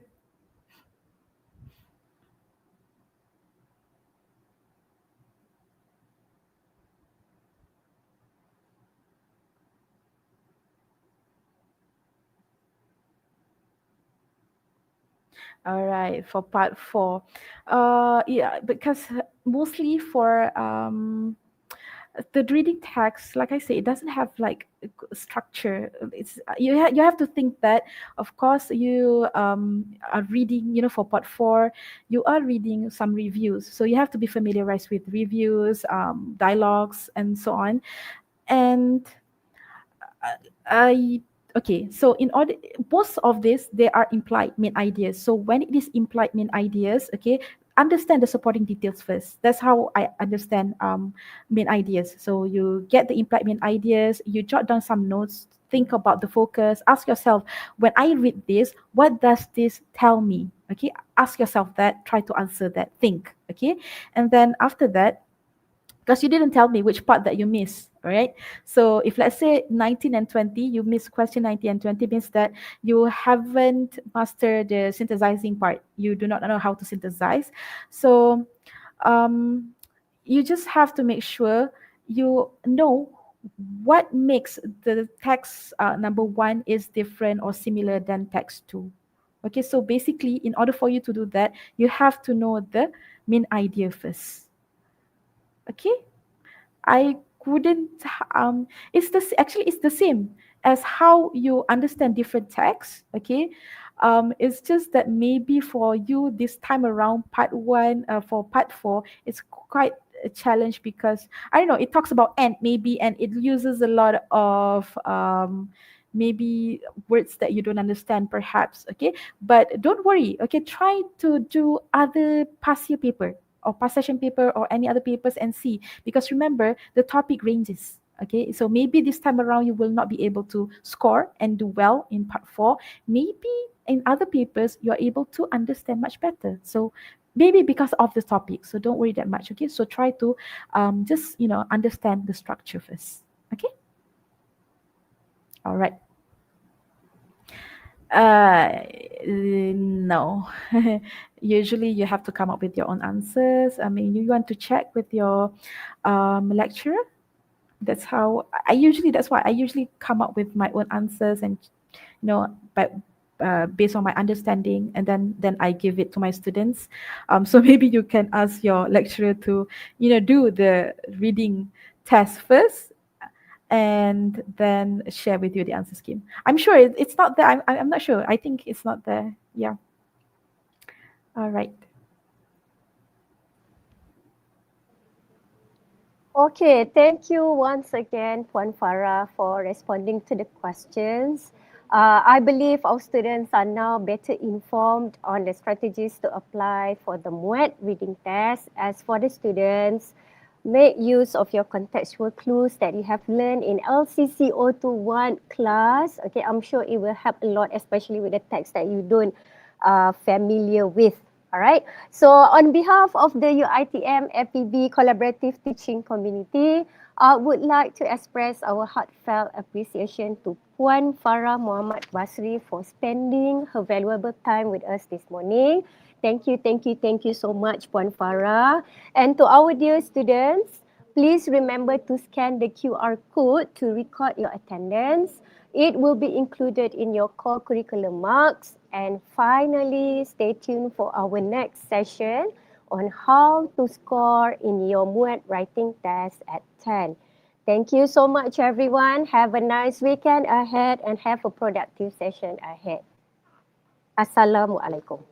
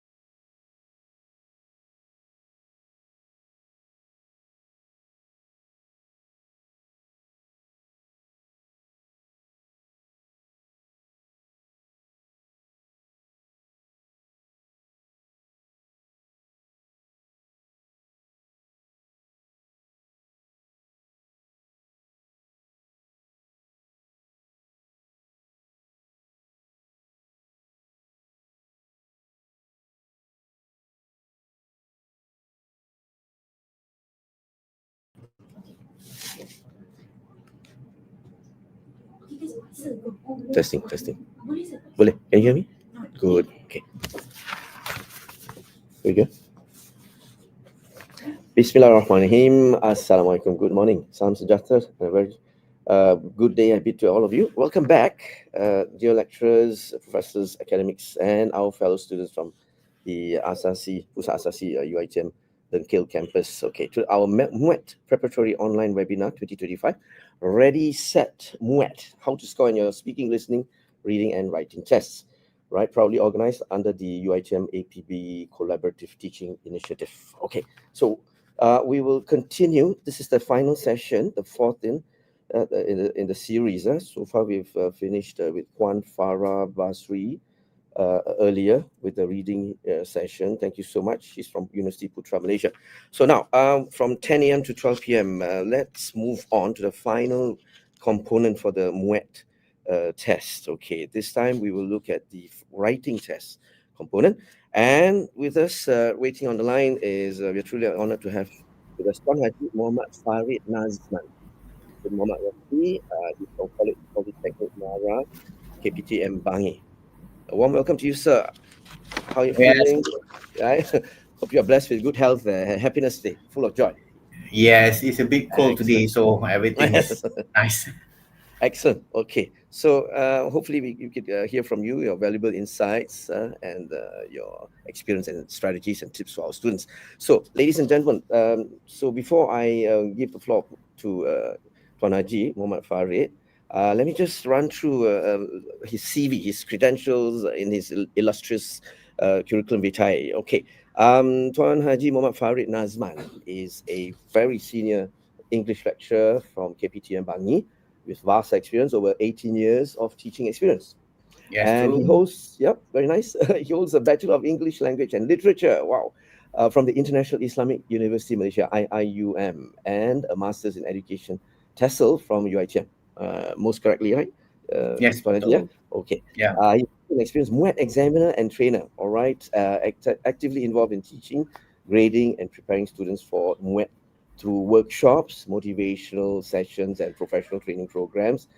His area of expertise is English language and literature, TESOL, and MUET, and making him one of the most experienced and respected MUET educators in Malaysia. Indeed, Tuan Haji, we are very, very privileged to have you today. And this is a lovely morning to guide us on how to score in the MUET writing test component, which everybody waiting for. This is the final component, and right, so all gearing, all systems go with the team here, etc., etc. All cylinders on the go. So it'll certainly be a great day. Looking forward to your strategies and your tips. And without further delay, so I'll push the floor to you. Right, Tuan All Haji, right. the floor is yours. Take away. Okay, thank you so much, Mr. Moderator. First of all, I would like to express my heartfelt gratitude to UiTM Mara Dengkil for inviting me to share a few insights in today's session entitled Mastering the MUET Exam Writing Paper. I believe that most of the students have this set in mind that writing paper is the hardest paper in MUET component. But nonetheless, I try my best to give some insight on how to score MUET paper exam. So it is truly an honor to be here, albeit virtually, and to be given the opportunity to speak to such a dynamic audience of dedicated lecturers and enthusiastic students. And I believe that you all have this college at this moment, but by joining us today shows your commitment to academic excellence, and being part of this initiative is indeed a privilege for me. To all the students joining us today, I would like to commend for your taking the time to strengthen your MUET skills. Your presence here shows your determination to improve, and that already puts you on the right path toward success. All right, remember, MUET is not just an exam. It is also a to mastering the language that can open many doors in your academic and professional journey. Okay, so in our session today, I hope to share some practical strategies, useful tips, and insight to help you not just pass, but truly excel in the MUET exam paper. Let's make this session an interactive session, engaging, and most importantly, beneficial for everyone. Once again, thank you UiTM Dengkil for this wonderful opportunity. And thank you all for joining me today. So let's begin our session on mastering the MUET writing paper. All right, next please. Okay. Okay, let's begin with a famous quote. I think everyone have encountered once in their lifetime, right? This quote by Benjamin Franklin. By failing to prepare, you are preparing to fail. What does it mean? All right. This quote captures the very essence of success, actually, not just in life, but in examination like MUET. Preparation is the bridge between where you are now and where you want to be. It is not about luck, it is all about effort. Some proficient MUET candidate overconfidence with their proficiency lah. All right. They do not take the opportunity to attend any workshop, seminar, or classes to actually score well in the MUET exam. Because in the MUET exam, there are some technical part that you need to master. All right. And obviously, when it is an exam, most of the students feel anxious, right? Especially the writing paper. But the truth is, MUET is not designed to trick you, but it is designed to test how well you have prepared. So when you take the time to understand the format, practice writing regularly, and learn from your mistakes, you are already halfway to success, inshallah. Right. The quote says that the keyword here is prepare. Okay, nothing in life is easy, but what preparation gives you is confidence. It helps you to think clearly under pressure, express your ideas better, and avoid simple error that can cause marks. Right? Most of the candidate that I encounter during marking the writing paper, they have the language, right? But the problem is that they make common mistakes. I think most of the time the students are careless. All right. Most of the time the student did not take the time to to check their answers, check their grammar, check their spelling before handing in the paper. Okay, that's where some of the students lost their marks. All right. So, as we go through today's session, I want you to keep Franklin's words in mind. Every practice essay, every past year paper, and every bit of feedback you take seriously, that's a preparation. And that preparation will set you apart when you sit for the MUET exam. All right? So, by joining us today, it tells a lot about you guys. All right? Next, please. Okay, what we will be learning today. Okay, first of all, obviously, the first learning objective for today is to understand the MUET writing format. Okay, please be careful when you look for past year question, because for task 1, MUET writing paper, there are changes from year 2021. So my advice, if you want to refer to any past year question, please get it from year 2021 and above. All right. So the number 2 learning objective for today is what are strategies that you should apply to excel in task 1. Right. And learning objective number 3 for today is how to organize and develop ideas for task 2. Right, as we all know, writing paper for MUET is divided into 2 parts, which is task 1, email reply, and task 2, expository writing. Right, and last but not least, okay, from my experience as well, I found out that most of the proficient students, they focus on task 2 because they can write essays really well. But when I mark their task 1, some candidate even did not write up anything on task 1. Why? Because they spent too much time on task 2. right? Therefore, I think it is very important for the candidate to manage time effectively during the exam, right? Because as we understand, okay, task 2 requires more effort, as it start with brainstorming for ideas, right? And then arranging the ideas into importance. And then obviously the numbers of word really scared the student. That's why they focus more on the task 2, and they do not have enough time on task 1. Again, let me remind you guys, whenever you sit for an exam, make sure you manage your time answering the question effectively. All right. Okay, next.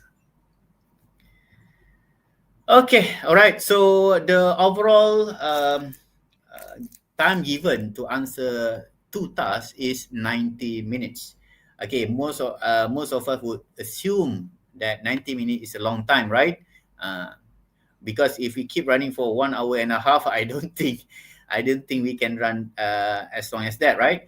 But when you start writing or when you start reading the instruction, how you know many of us are taken aback by not planning well, by not don't know how to start, right? Okay, as I mentioned earlier, all right, the writing part, the writing test is divided into two tasks. Task 1, email or written reply. You have to write more than 100 words and not more than 150 words. Okay, the mark allocation is actually 30 marks. Task 2, extended essay. You have to write more than 250 words. Okay, and the marks allocated is 60. Okay, all right, next.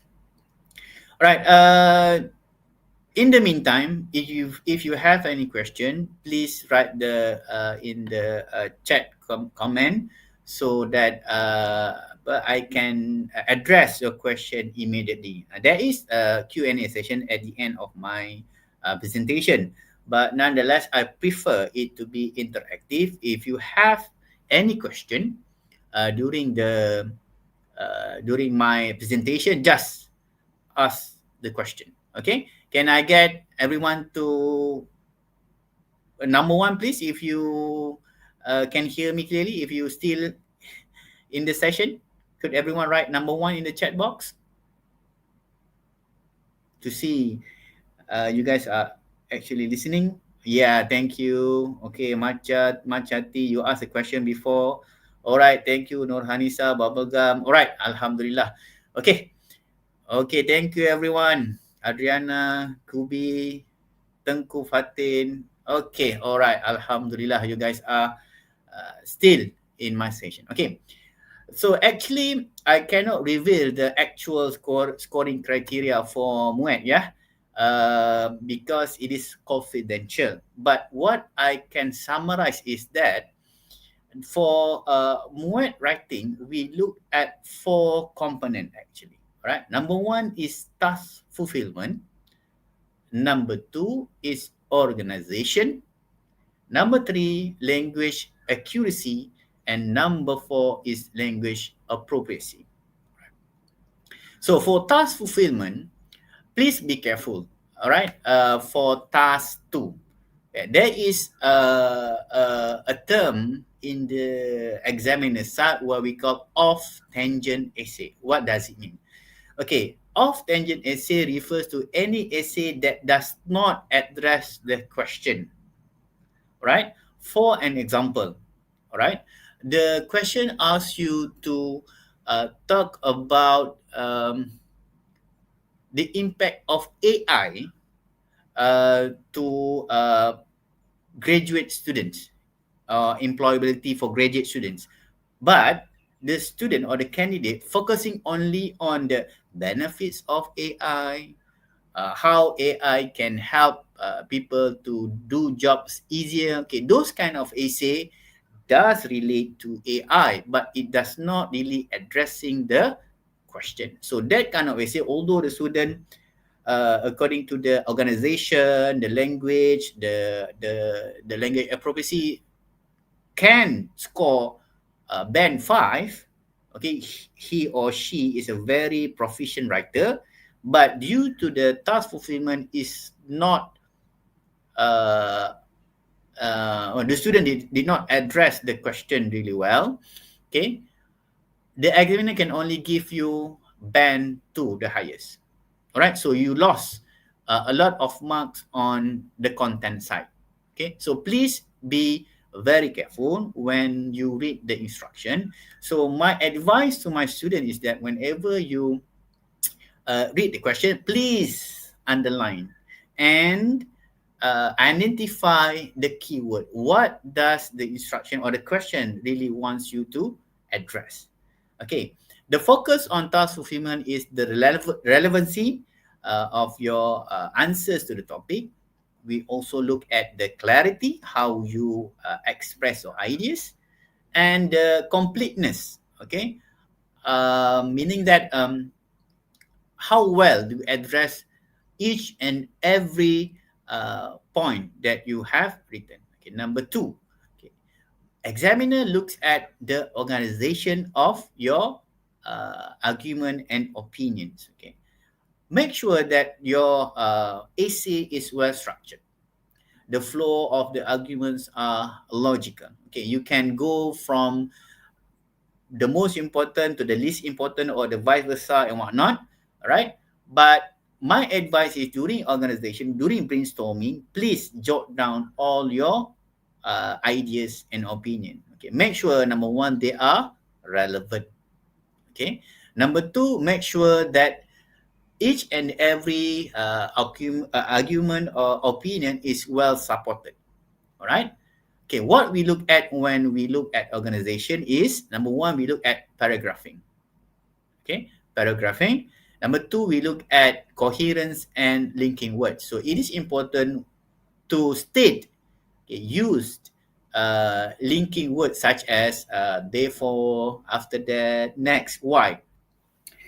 Because this signal, right, transition signal, you are moving from point A to point B. You are moving from argument 1 to argument 2, or you are stating the counter argument. So sometimes these keywords are the signals that we look at when we mark the MUET paper. Okay, it is very important for you to signal it to us, signal it to the examiner that you are moving from point A, point B, point C, and to the next point. All right. Okay. The third one that we look at is language accuracy. All right. Obviously, we look at the grammar as well as the vocabulary. All right. So most of the student or candidate in the MUET lost their marks with a basic grammar. Okay, the most obvious errors among the candidates are the subject-verb agreement. Right? Example: if the subject is singular, the verb should also be singular. If the subject is plural, the verb must also be plural. And another component that we look at to differentiate between band 1 and band 5 is the vocabulary or word use, right? Obviously, the more proficient student would use, we term it as words that are not used by student commonly, right? We look at the range of words, okay, the precision of words, and as well as the spelling. Make sure your spelling is correct. Okay, some might ask, which one should we use, whether American spelling or British spelling? It doesn't matter. Actually, both are accepted. But if you one thing that we look at is consistency. If you are using British style of spelling, make sure throughout your essay you use British style, right? And the last criteria that we look at is language appropriacy. Okay, obviously, especially in task 2, we are looking at an essay for an academic tone, right? For task one, it depends. Okay, some of the questions might be a letter, an email from a friend. So the answer can be in a semi-formal tone. But for task two, very quick question. Does using linker like hit, heto, ls, and add any other word counts? Yes, you may use. All right. But make sure that you know the meaning of the words. Okay, sometimes the student trying to impress the examiner, but the what call it, the language accuracy is not correct. All right. We can accept any word, and if you use any bombastic words or new words, right? We will look it up in the um, we will look up in the internet lah to ensure that what you are writing that actually is actually correct. Okay, the usage is actually correct. Okay, thank you for the question. Okay, so no slangs, preferably no slang is used during the answering the question, or contraction. Okay, right? Okay, next please.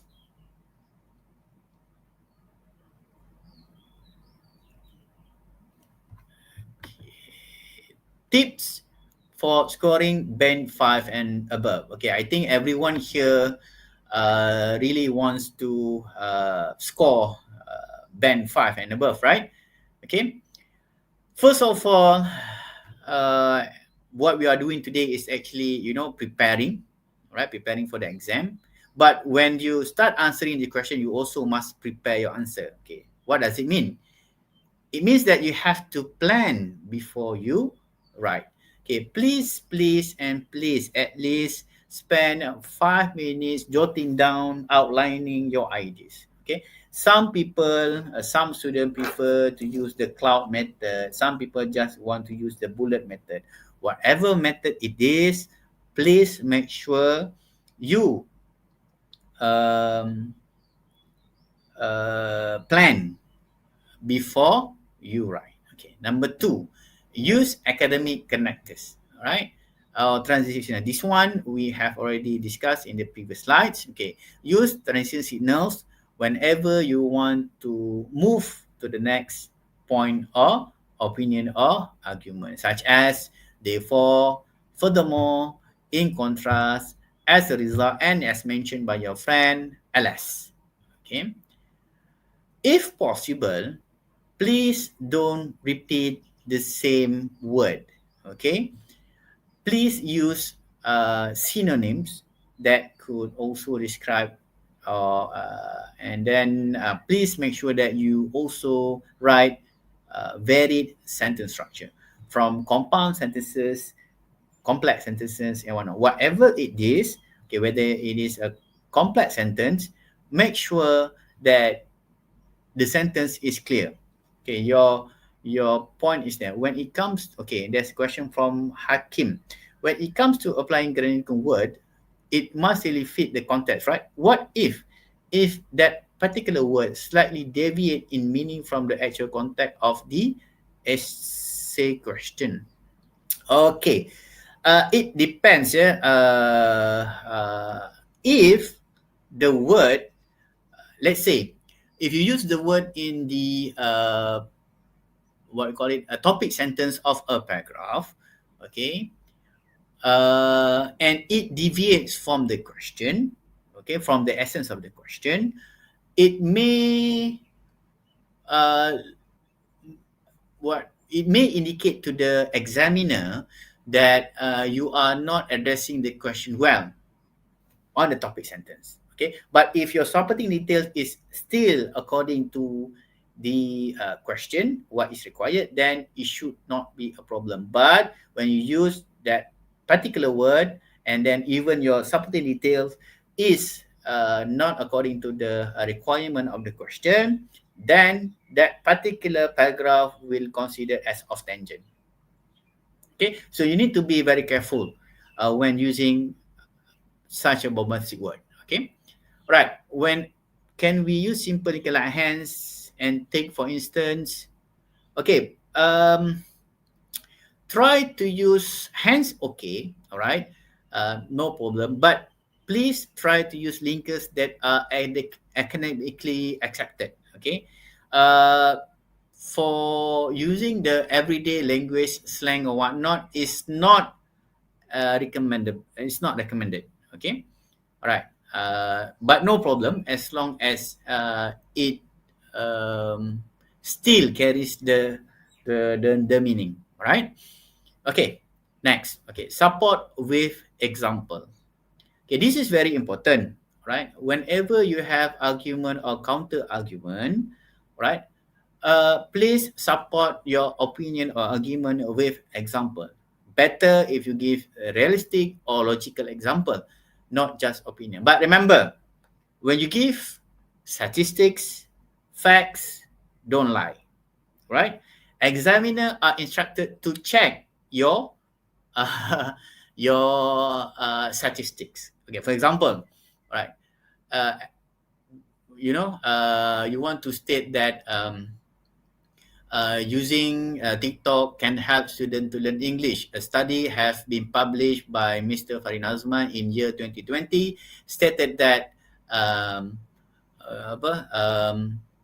75% of students improve their English proficiency by watching TikTok videos.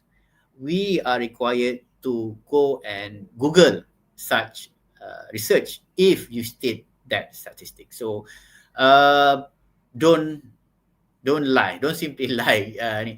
If you don't have that particular information, just use any logical answer that you deduce from your personal background. Okay. Is it possible to write an essay without using statistics? Yes. Most of the candidates did not use statistics, right? They rely more on their what we call it, background knowledge, right? Real, logical background knowledge, right? But whatever it is, your support must be relevant to the topic sentence, right? As an example, okay, please be careful as well. Okay, let's say, okay, in the thesis statement, okay, the candidate are writing an argumentative essay, and he stated that he is against the idea, meaning that he has a one stand. But later on, when in the body part, paragraph 2, 3, and 4, we could see that the student are actually, agree with the point. So that one also considered as mistakes. All right. Okay. So they will lose marks. Okay. Right. And last, how do we elaborate the complex essay sentence to be understood? This is my big concern when it comes to writing. Okay. Right. Complex sentence does not mean complicated sentence. Does not mean hard to understand. Make sure that your complex sentence are clear, easy to understand. Remember, complex does not mean complicated or poetic in a way. Okay, it is very hard for the examiner to understand what is actually you are writing about. So you can write a complex sentence, but make sure it is clear. Okay, so let's look at the component of a complex sentence. Kan? Compound, we have conjunction and whatnot. For complex, we have phrases and whatnot, combination of phrases. So whatever it is, make sure the sentence is clear, easy to understand. How do you, okay? I hope that answer your question, Atraman.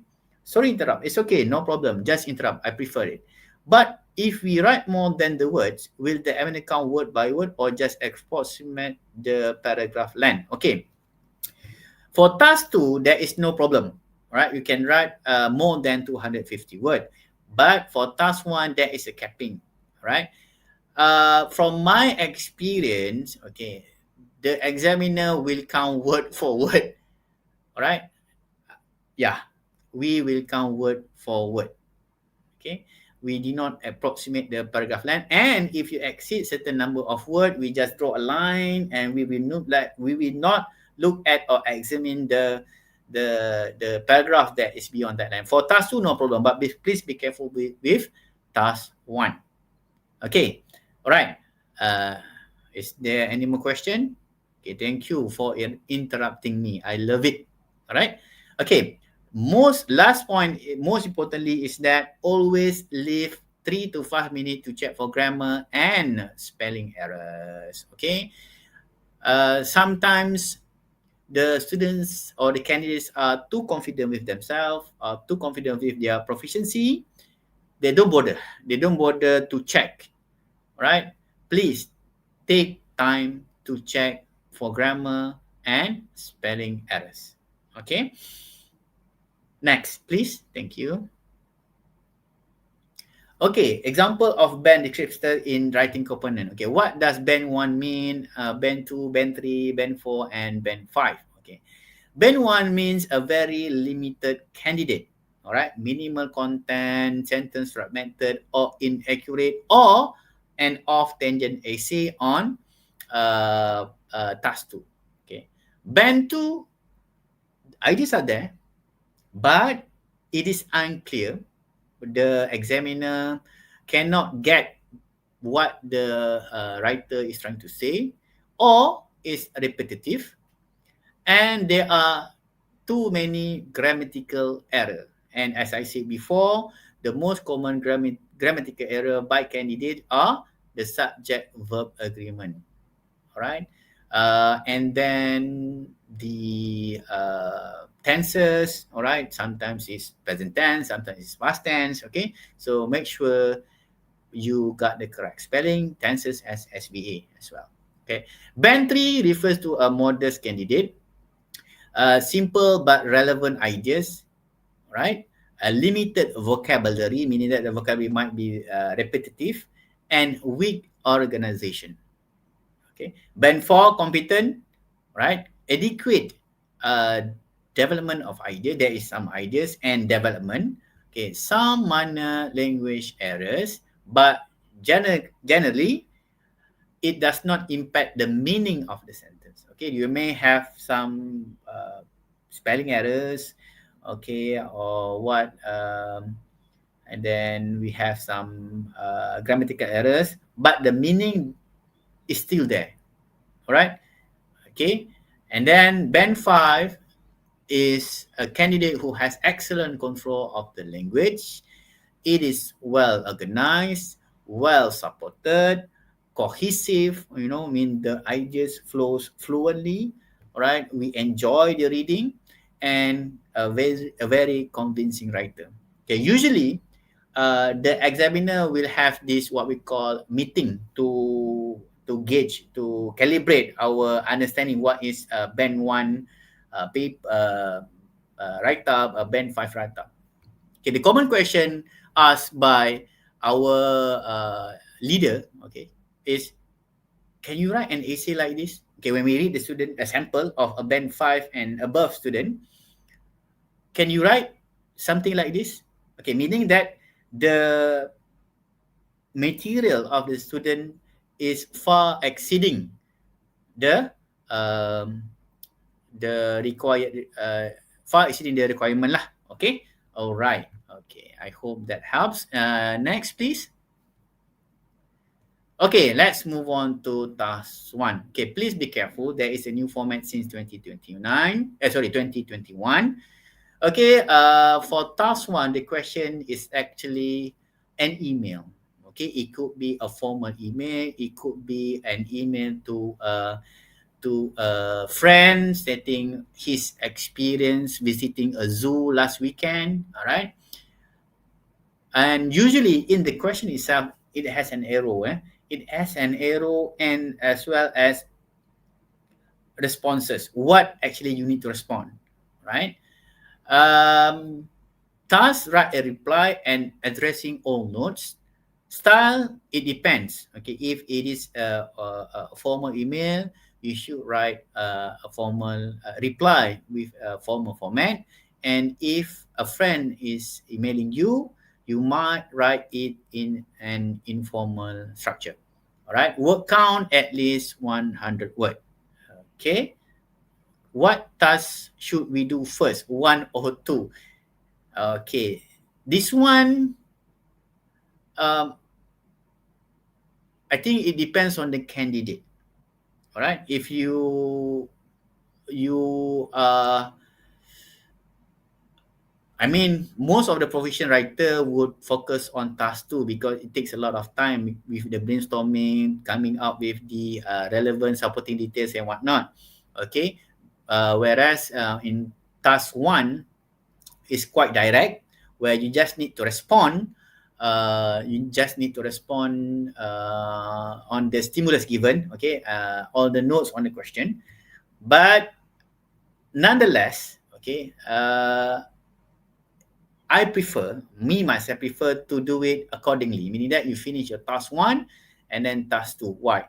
Okay, this is where time management is important. Later on, I will advise how many minutes that you should spend on each task. If you exceed that time, make sure you move on to the next task. Okay, so that you have ample or enough time to answer both set of tasks efficiently. Okay, we are talking about efficiency.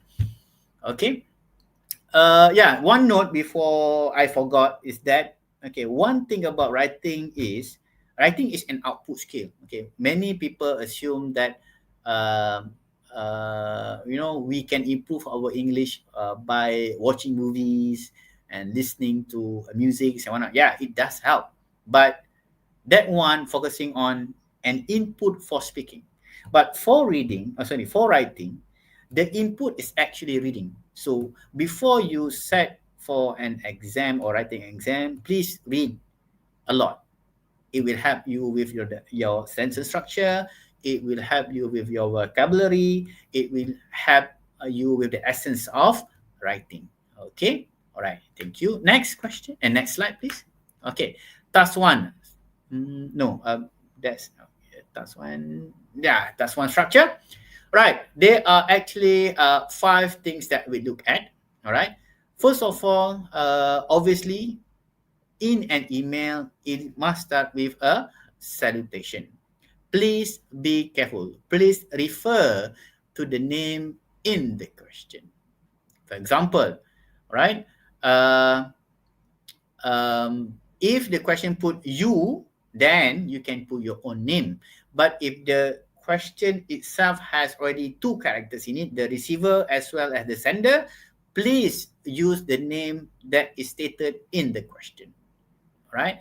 Number 2, the student should start with acknowledging the writer's email. If your friend is sending an email about his or her experience about visiting the zoo last weekend, so address it the first place. And then number 3, address each note in the questions. Okay, in the question itself, you have arrows and what to respond. Okay. Closing, right? Make sure you have a goodwill remark, and please make sure you sign off and then put the writer's name, the one who replied the email. Okay, depend on the question. If the question says you may put your name. If the 2 characters are already given in the question, please refer to the question. Okay, next. Okay. All right. Okay, what should you write as an example? Yeah. For greetings, you address the writer of the email. Dear Miss Lim, dear Farid, and whatnot. Okay. For opening, you acknowledge the situation. Thank you for your email about the event. Thank you for your email telling me about your experiences visiting the zoo last weekend. I really enjoyed reading your email, something like that. Okay. Okay. All right. For body, right, each bullet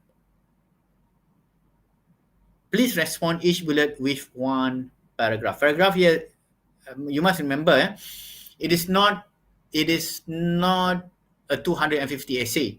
So one or two sentences is acceptable as a paragraph. And closing, right? And the email politely. Okay, I look forward to your reply. See you soon, right? And then don't forget to sign off and with a name, right? Yours sincerely, best regards. Okay, Mr. Farid. Okay, again, I would like to remind, please be extra careful looking at the characters given in the question. Okay, next, please. Okay, understanding the style. Okay, this is important. Number one, identify who you are writing to. Is it a friend, a teacher, HR manager, principal? So, you need to prepare with all possibilities lah. Alright?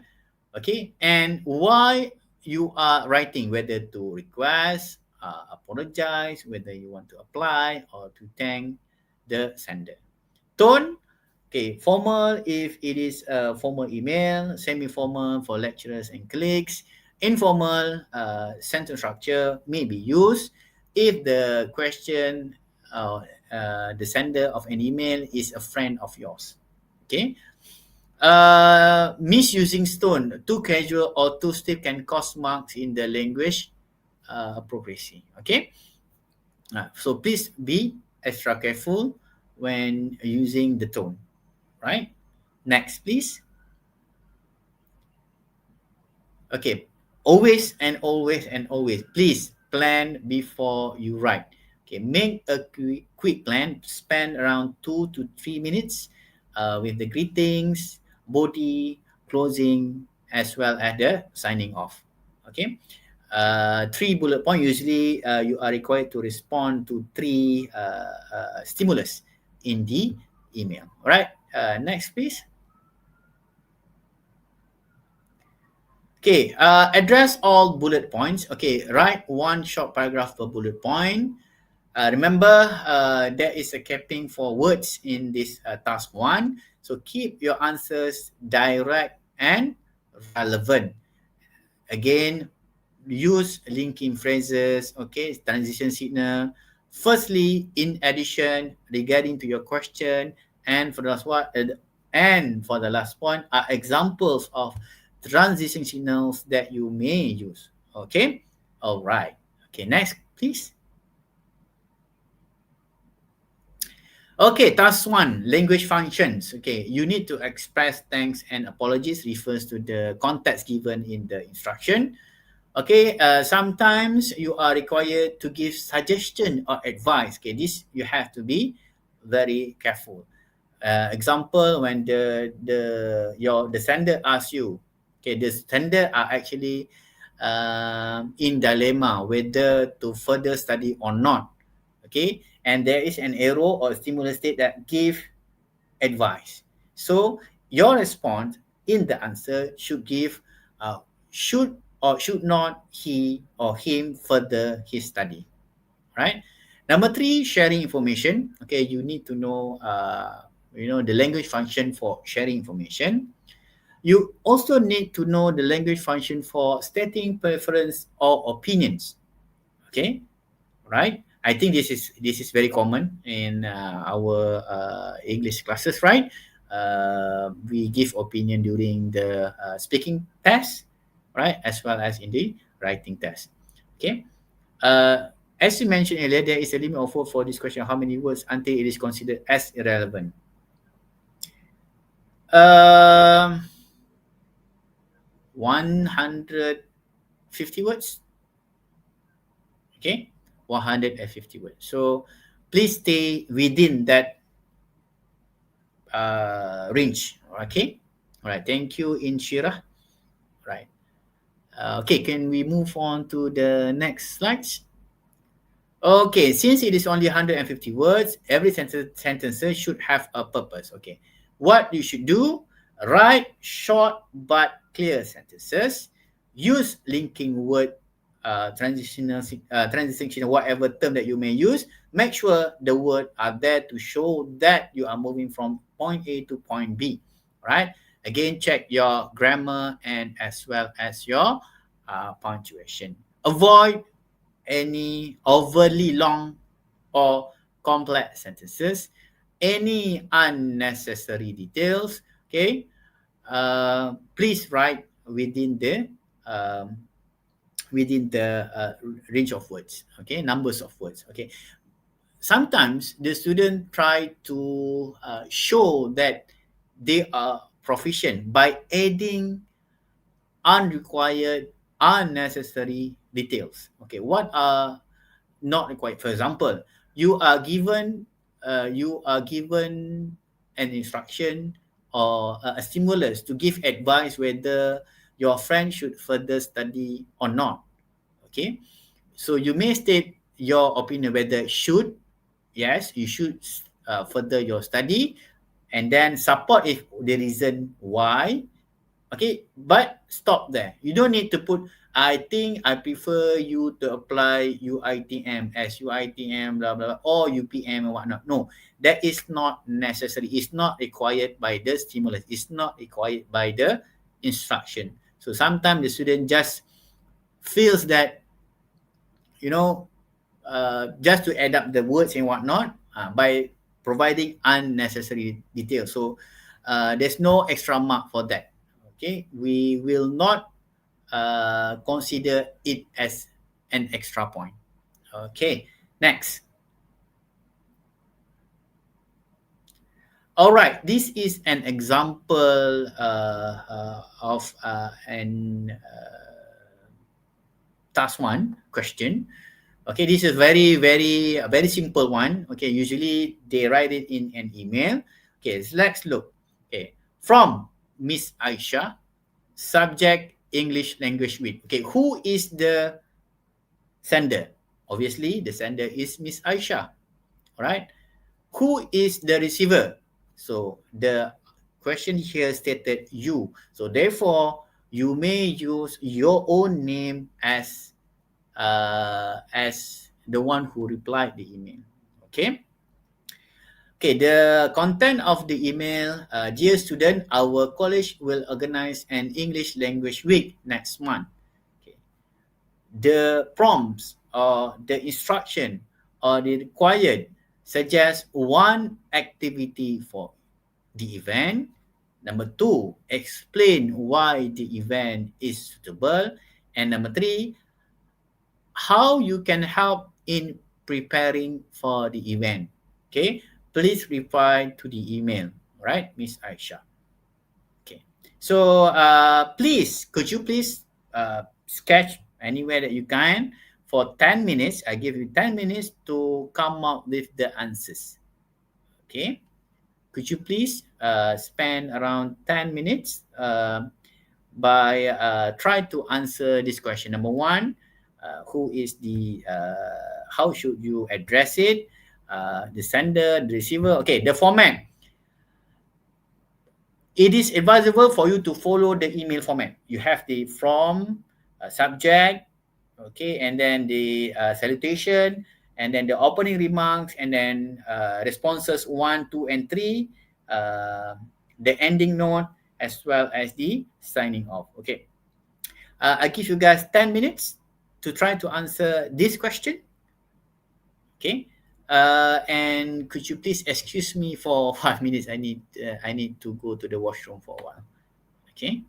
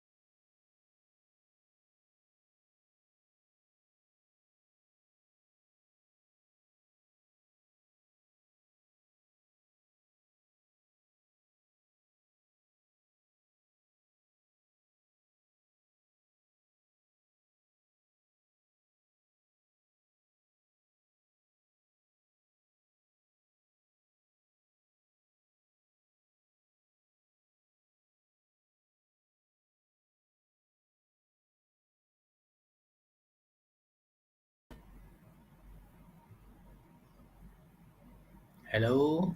Hi, everyone. Okay. Can you share your answers? Okay, sir, is it recommended to write any vocabulary or for email? Okay, all right. So we wait for you to answer.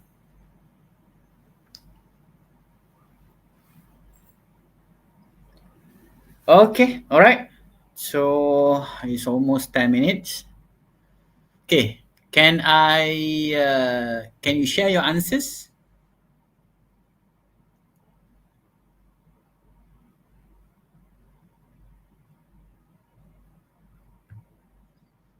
Can you share some of your answers? Okay, tak apa. We move on to spelling bees to test vocabulary and spelling skill, promote to similar such as Instagram and ready with a list of words. Yes, those kind of meaning that you are willing or giving ideas in, setting up programs or activities for the event, right? Okay, number one. Okay, good. Number two, explain why it is suitable. Oh, my internet is lagging. Okay. Right, let's see. Can you guys can hear me clearly?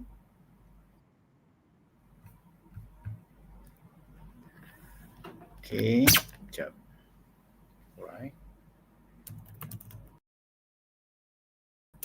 Okay, so far my line is okay over here. Over here. Internet is okay. Right, let me check. Okay, can you guys hear me again?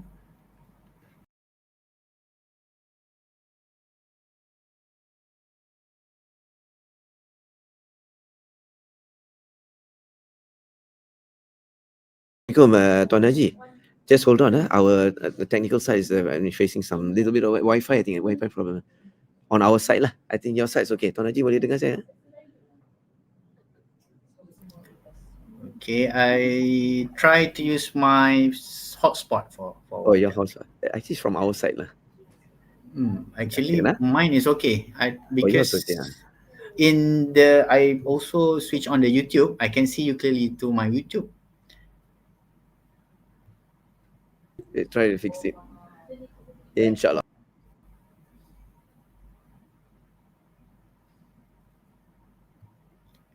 So I switch. I'm currently using LAN network cable for the internet. Should I switch to my personal hotspot to give it a try?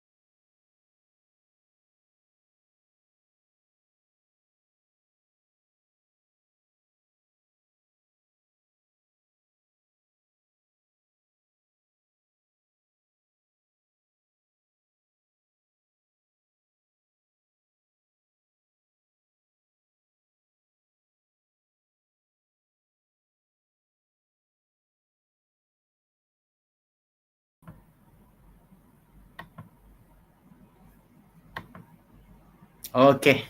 All right. Alhamdulillah. Okay, now everyone can see and hear me. Okay. All right. Okay, I'm back. All right, let's continue. With the technology, yeah. Okay. Right. Spelling bee competition because it helps students to improve their spelling and there is no need for special equipment to carry out the event. Okay, that's good. This shows that the student provide matured supporting details based on the suggested activities. Okay, can we move on to the second one? Explain why it is suitable. Can anybody come up with appropriate expand their word as they can use to improve their speaking skill and writing skill as well? Okay, all right. Okay, good, thank you. Okay, now point number 3. Ask how you can help in preparing for the event. Anybody? Organizing a debate competition can test and make participants utilize their English language proficiency skills and the ability to convince the audience to agree with their respective point. Okay, all right, this is still, I think, point number 1. Can I have answers for point number 3? How can you help your lecturer in preparing for the event?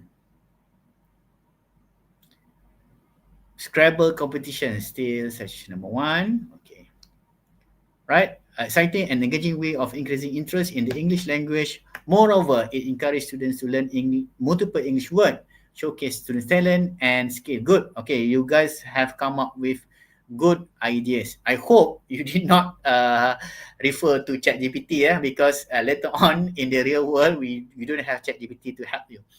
Okay. All right. So I think we can move to the next slides, please. Right, good. Nur Hasniza. Okay, spelling bee competition also helps students strengthen their memory as they are required to retain a lot of different spelling for a variety of words. Okay, can we look at the sample answers? Can we move on to the next slides? Okay, thank you. Okay, take note. Okay, take note. Yeah. So this is how you answer it in a proper format. An email format. You have the address to Miss Aisha. Subject is regarding English Language Week. Okay. Then here comes my salutation, dear Miss Aisha. And then this is my address note to the email. Thank you for your email about English Language Week. I would like to suggest a public speaking competition as one of the main activities. So that one, I dah take a few responses already and already suggest one activity. Okay, why? This activity is suitable because it encourages students to improve their confidence and speaking skill, which are important for academic and professional success. It also promotes healthy competition and teamwork among participants. Okay, comes point number 3. I would be happy to help by preparing the schedule and managing participant registration. Please let me know if there are specific guidelines of all form that I should complete. And then my ending note, thank you for considering my suggestion. I look forward to your reply. Okay, yours sincerely, as the instruction stated, you receive an email from Miss Aisha. Therefore, I am allowed to use my name. Okay, all right. So next, I think we have covered task 1. Okay, all right. Okay, address all bullet points clearly. Okay, these are some final tips. Okay, match the tone with the recipient. If the sender is using a formal tone, you should always use formal tone. Stay within the word limit. Yes, there is a word limit, 130 words. Okay, maintain cohesion. Use connectors and logical flow. Avoid grammar mistake and informal abbreviation. All right, check for spelling, punctuation, and format. All right, so the next 45 minutes, we should be focusing on task 2. Next, please. Okay, this is another exercise on task 1. Okay, okay, we have the sender, Dr. Tan, about English presentation. Okay, required. What is required from you is to state your proposed topic, explain why it is interesting, and ask for advice to improve your presentation. All right, next, please. Okay. Okay, this is the sample answer. Okay, again, I address Dr. Tan. I put the subject as English presentation. All right, I also write a salutation over there. Again, I address the subject or the topic of the email. All right, I would like to choose the topic, the impact of artificial intelligence on education for my presentation. Why? It is current and relevant issues that affect both teachers and students. Okay, I believe it will be interesting and it explore how technology changes the way we learn and teach. Can you please advise on relevant sources or example I could include? All right. Signing off. Thank you for your time and guidance. And don't forget to use your sincerely best regards and then put your name over there. Okay. Initial also can. All right. Okay. Next. Sir, do you see 1 point for paragraph, right? Is it okay 1 paragraph to? Yes. Also can, right? You just write 1 paragraph consisting of the 3 sentences. But why do me myself write in different short paragraph? Because it state clearly my point number 1, point number 2, and point number 3, right? If you are not dividing it into 3 separate sentences, make sure your transition signal is clear, right? The motive here, the reason here is to show your point clearly to the examiner. Sometimes the examiner got lost in the paragraph. They cannot spot or they cannot see your point clearly. Okay, so it depends. You can write the 3 sentences in 1 paragraph, or you want to divide it like this. Okay, all right. Next, please. Okay, task 2. Okay, word count.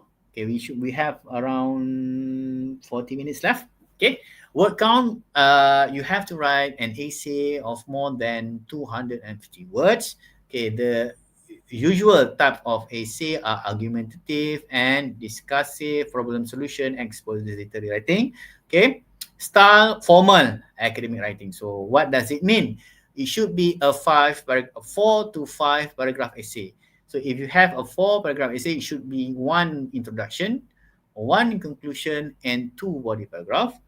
Okay, this one, please be very careful. If you have only 2 body paragraph, make sure your argument, points, supporting details, example are complete. Okay, if not, I advise you to write a 5 paragraph essay format. Okay, the marks allocated for this task is 60 marks. Okay, next please. Okay, if I'm going too fast, please let me know, because I'm afraid of the I'm afraid that I might step out of the time given. Okay, so what is argumentative essay? If you are writing an argumentative essay, you must state clearly in your thesis statement whether you agree or disagree, right? Example, the question, social media brings more harm than good. Do you agree? Okay, so take a clear stand. There are 3 stands in argumentative essay. The number 1 is agree, disagree, or both. Agree and disagree. Okay, discursive essay, you must discuss both sides objectively. Okay, example question could be discuss the advantages and disadvantages of online learning. Present both views fairly, then conclude with your balanced opinion. And last, problem solution essay, identify causes and suggest solution. Many young people suffer from stress. Discuss the causes and suggest ways to overcome it. Right? Write about reason, effects, and practical solutions. Okay, next please. For argumentative essay, can I answer? Depends, not advisable. And to the point that please don't. You must state your stand confidently. You must state your stand, your points that you really agree or you really disagree. Okay, I hope that answer your question, because your question is study. For writing essay on something like AI, are we required to give factual point from expert or based on our logical understanding or elaboration? Okay, based on my experience, even the top 5 band candidate did not provide any factual points, but they score more on the way they express their argument. Okay, they depend on logical understanding and proper elaboration, relevant details, relevant real life experience and whatnot. So if you are not sure about any factual point, don't fabricate the factual point, because if you put any statistic in there, it is required by the examiner to double check your facts. Okay, if it is found that you are fabricating the facts, so no marks will be given. Okay, all right. Task 2, okay, as usual, any essay, we have these basic 3, introduction, body, and conclusion. All right. So, but please make sure that in your introduction, state your thesis statement clearly, especially in the argumentative essay, whether you agree, disagree, or both. Right. For body, make sure you state your topic sentence clearly and support it with proper supporting details, and make sure end it with a concluding sentence. So topic sentence, supporting details, and concluding sentence. And for conclusion, it is advised for you to restate your stand and summarize the key argument for body 1, 2, and 3. Okay? All right. Next, please. All right, so introduction, it is suggested for you to write approximately around 50 words, okay? Introduce the topic plus your thesis statement, okay?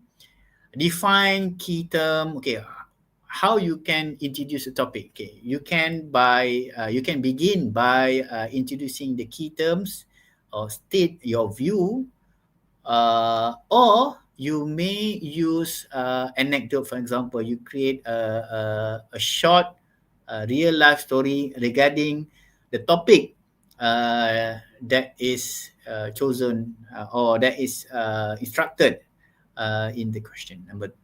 Okay, next, for body paragraph 1 and 2, approximately around 70 words. Okay, first main idea with the supporting details.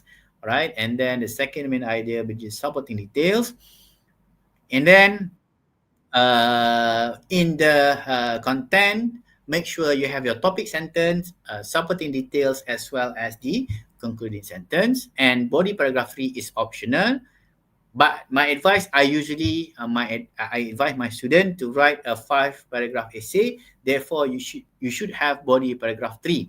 All right, it could be a counter argument, or it could be an extra point. So why?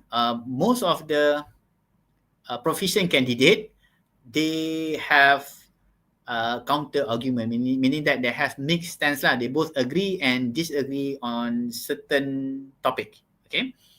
And conclusion, please restate your stance and summarize all the body paragraph, all the main ideas in the body paragraph, and make sure you end with a strong closing statement. Okay, right, next. If it is only agree and disagree, cannot both for argument? Yes, can. We can have mixed stand, right? For example, body 1 you agree, body 2 you agree, and body 3 you put counter argument. Why you think that at certain point of view you also disagree? Example, all right,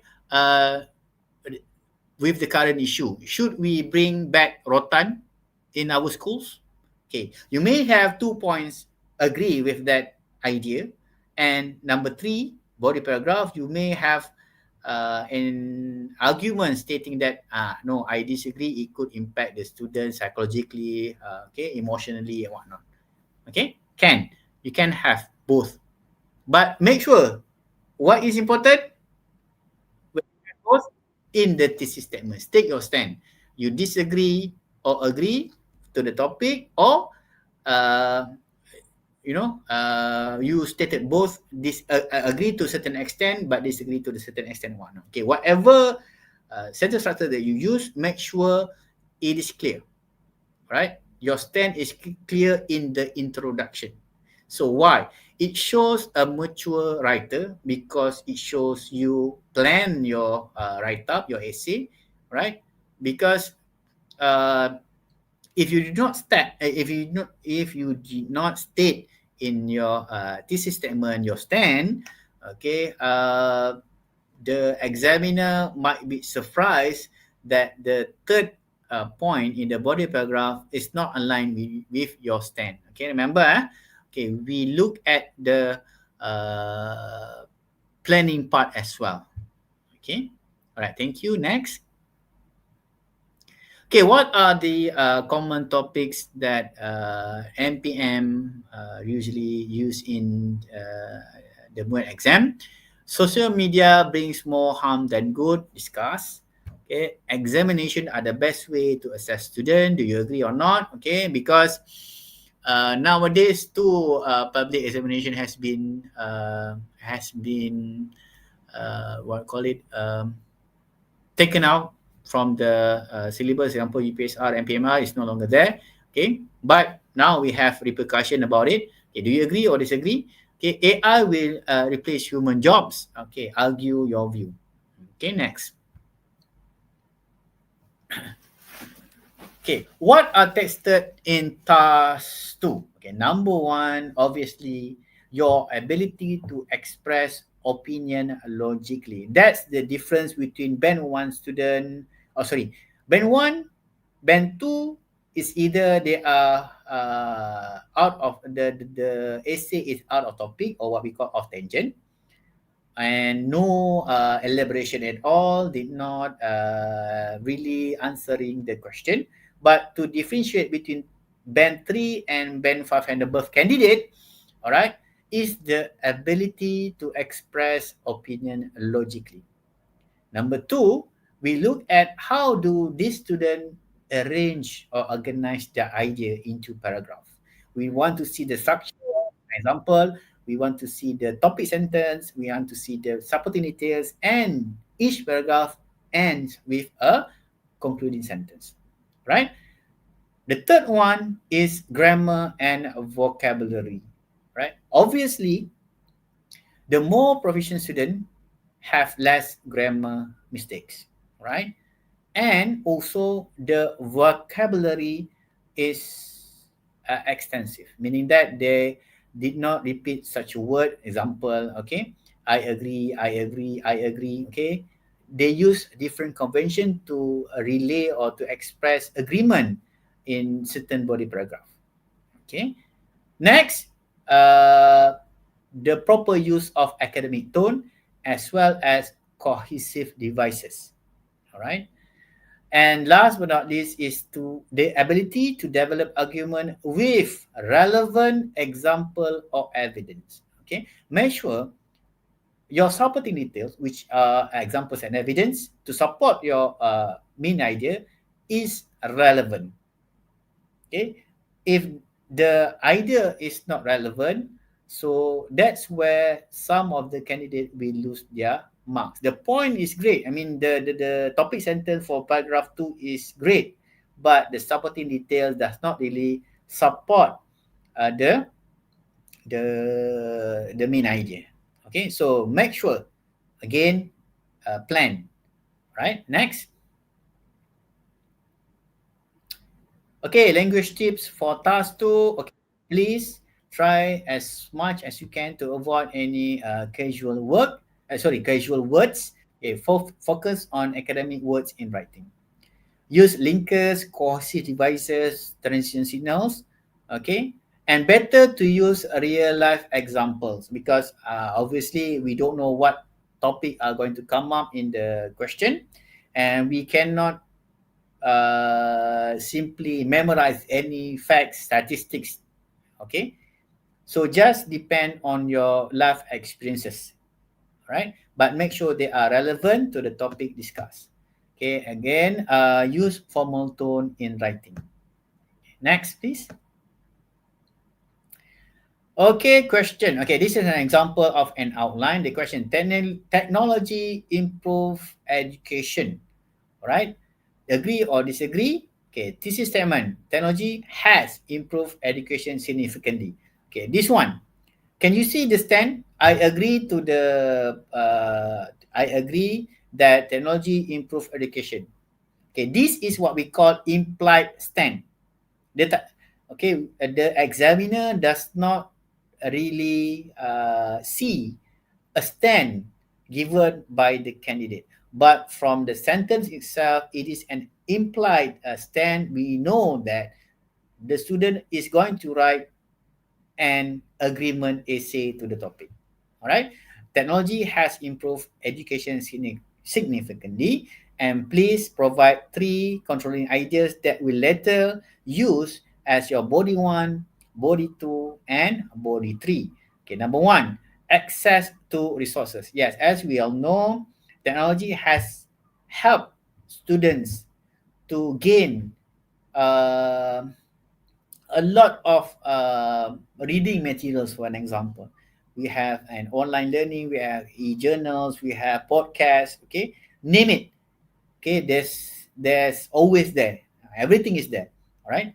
Body point number two. Okay, learning now is much more fun, right? We have apps, we have gamification in our lesson, and last but not least, okay, global collaboration. Example, what we are doing currently for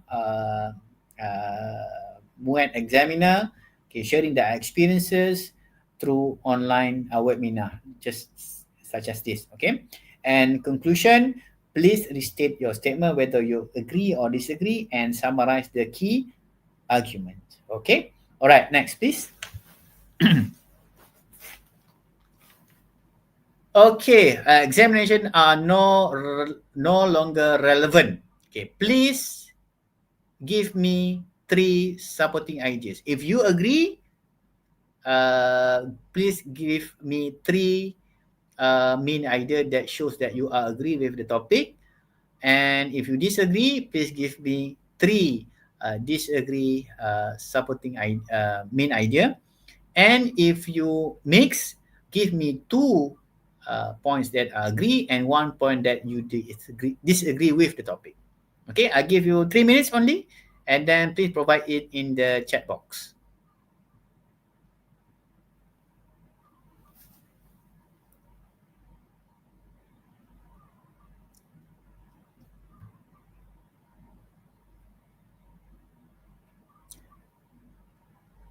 Okay, there's a question from Hakim again. For intro, can we actually start with something like a quote or point stated by a renowned author about a certain point that by your Yes, can. Yes, no problem. It is one of the technique used to write an introduction. Okay, you use a famous quote, but make sure again, don't fabricate. Okay, you say that, okay, life begins at 40 by Benjamin Franklin. We will look it up in the internet whether does really Benjamin Franklin says like that. Okay, right? Okay, can I have the 3 points if you agree?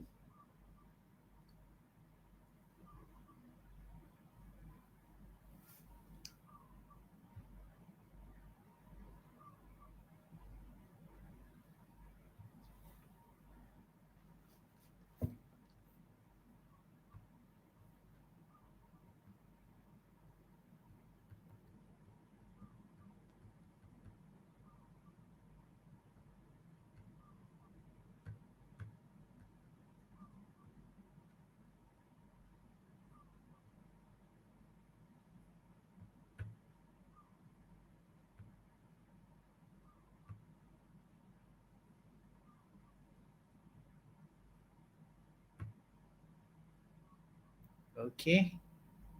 All right. Anybody that have to enhance critical thinking and over reliance on exam? Okay. Please state whether you agree or disagree. So from the answers given, I'm not clear whether you agree with the statement or disagree with statement. That's why agree, sir. Okay, agree. So you agree that exam is no longer relevant because it helped enhance critical thinking and over reliance on exam. Okay, acceptable. Thank you. I disagree because exam can hone student mind to work under pressure. Okay. Right, understand, agree. I mean, in that I concur, I accept. Encourage rote learning, do not reflect real life skill, cause unnecessary stress. Okay, this one disagree lah ni. Right, I think this point shows that the candidate disagree with the topic. Okay, acceptable. I'm disagree with the statement because by doing examination we can acknowledge how I'm disagree with the statement. Because by doing examination, we can analyze how well students are doing in class. Okay, this one needs to be very careful. Muhammad Afnan, if I'm not mistaken, your name. Right. Your stand is disagree. But when you state by doing examination, we can analyze how well students are doing in class. It's not clear how actually the acknowledgement is given to the student. Okay, that one you need to maybe elaborate in the supporting details. But I'm assuming that you are writing this as your topic sentence. Even as a topic sentence for your body paragraph must be clear. Alright, this one, it takes an extra effort for the examiner to read through your supporting details to really understand what does it means by we can acknowledge how well students are doing in class. Okay, by not having an examination. Okay, so from the I agree, encourage learning, do not. Okay, alright, Harith Hakimi, same. Okay, cause unnecessary stress. Okay, alright, thank you. Disagree. How are students tested on their knowledge and skill if they are not being evaluated? Okay, all right. Thank you. I accept the point. Agree because academic stress, toxic competition, learn just for examination. Okay, this is also 3 points that are popular to those who feels that examination is no longer relevant. Okay, I accept these 3. Examination are still relevant. So I disagree. It enhances student knowledge skill, very important for job application and makes student master discipline. Okay, all right. Okay, pardon me for asking, but for task 2, do we have to write a title for our essay? No, not necessarily. You don't need to provide your title. What is important, again and again, I stress here, the stand in the thesis statement. Title, you don't have to write a title for your essay. All right, so I think you got the idea already. Okay, how you look at the question or at the instruction given and how you should go about it. Okay, right, let's move on to the next slide, please. Okay, thank you. We have 19 minutes left. Okay, writing below 200 words, automatic mark reduction, because it shows that it's not mark, there's not actually deduction, but it shows that the student or the candidate is unable to express well or answer well in task 2. Okay, not addressing the question directly. Okay, the writer beat around the bushes lah. Okay, not really answering the question. Okay, repeating the same idea with different words. Yes, okay. Sometimes the student try to be clever. Okay, main idea 1 for body paragraph 1 and main idea 2 for body paragraph 2 are actually the same thing, but actually are written in different sentence, and the example given is also different, but actually both paragraph are talking about the same point. Okay, overusing I think or informal phrases. Please avoid I think, all right, I agree or I agree, I disagree. Just try to vary the way you express your ideas. Okay, it shows maturity, it shows professional leaders. Okay, don't usually people don't miss introduction lah, because we always start with introduction, but few candidates sometimes miss the conclusion. Okay, maybe due to the lack of time to write the conclusion, or maybe they just feel it is sufficient to just write 1 or 2 lines as a conclusion. No, right? Conclusion needs to be in a paragraph. Okay, all right, next. Okay, all right. I think we don't have time for this one. Okay, this is another example question.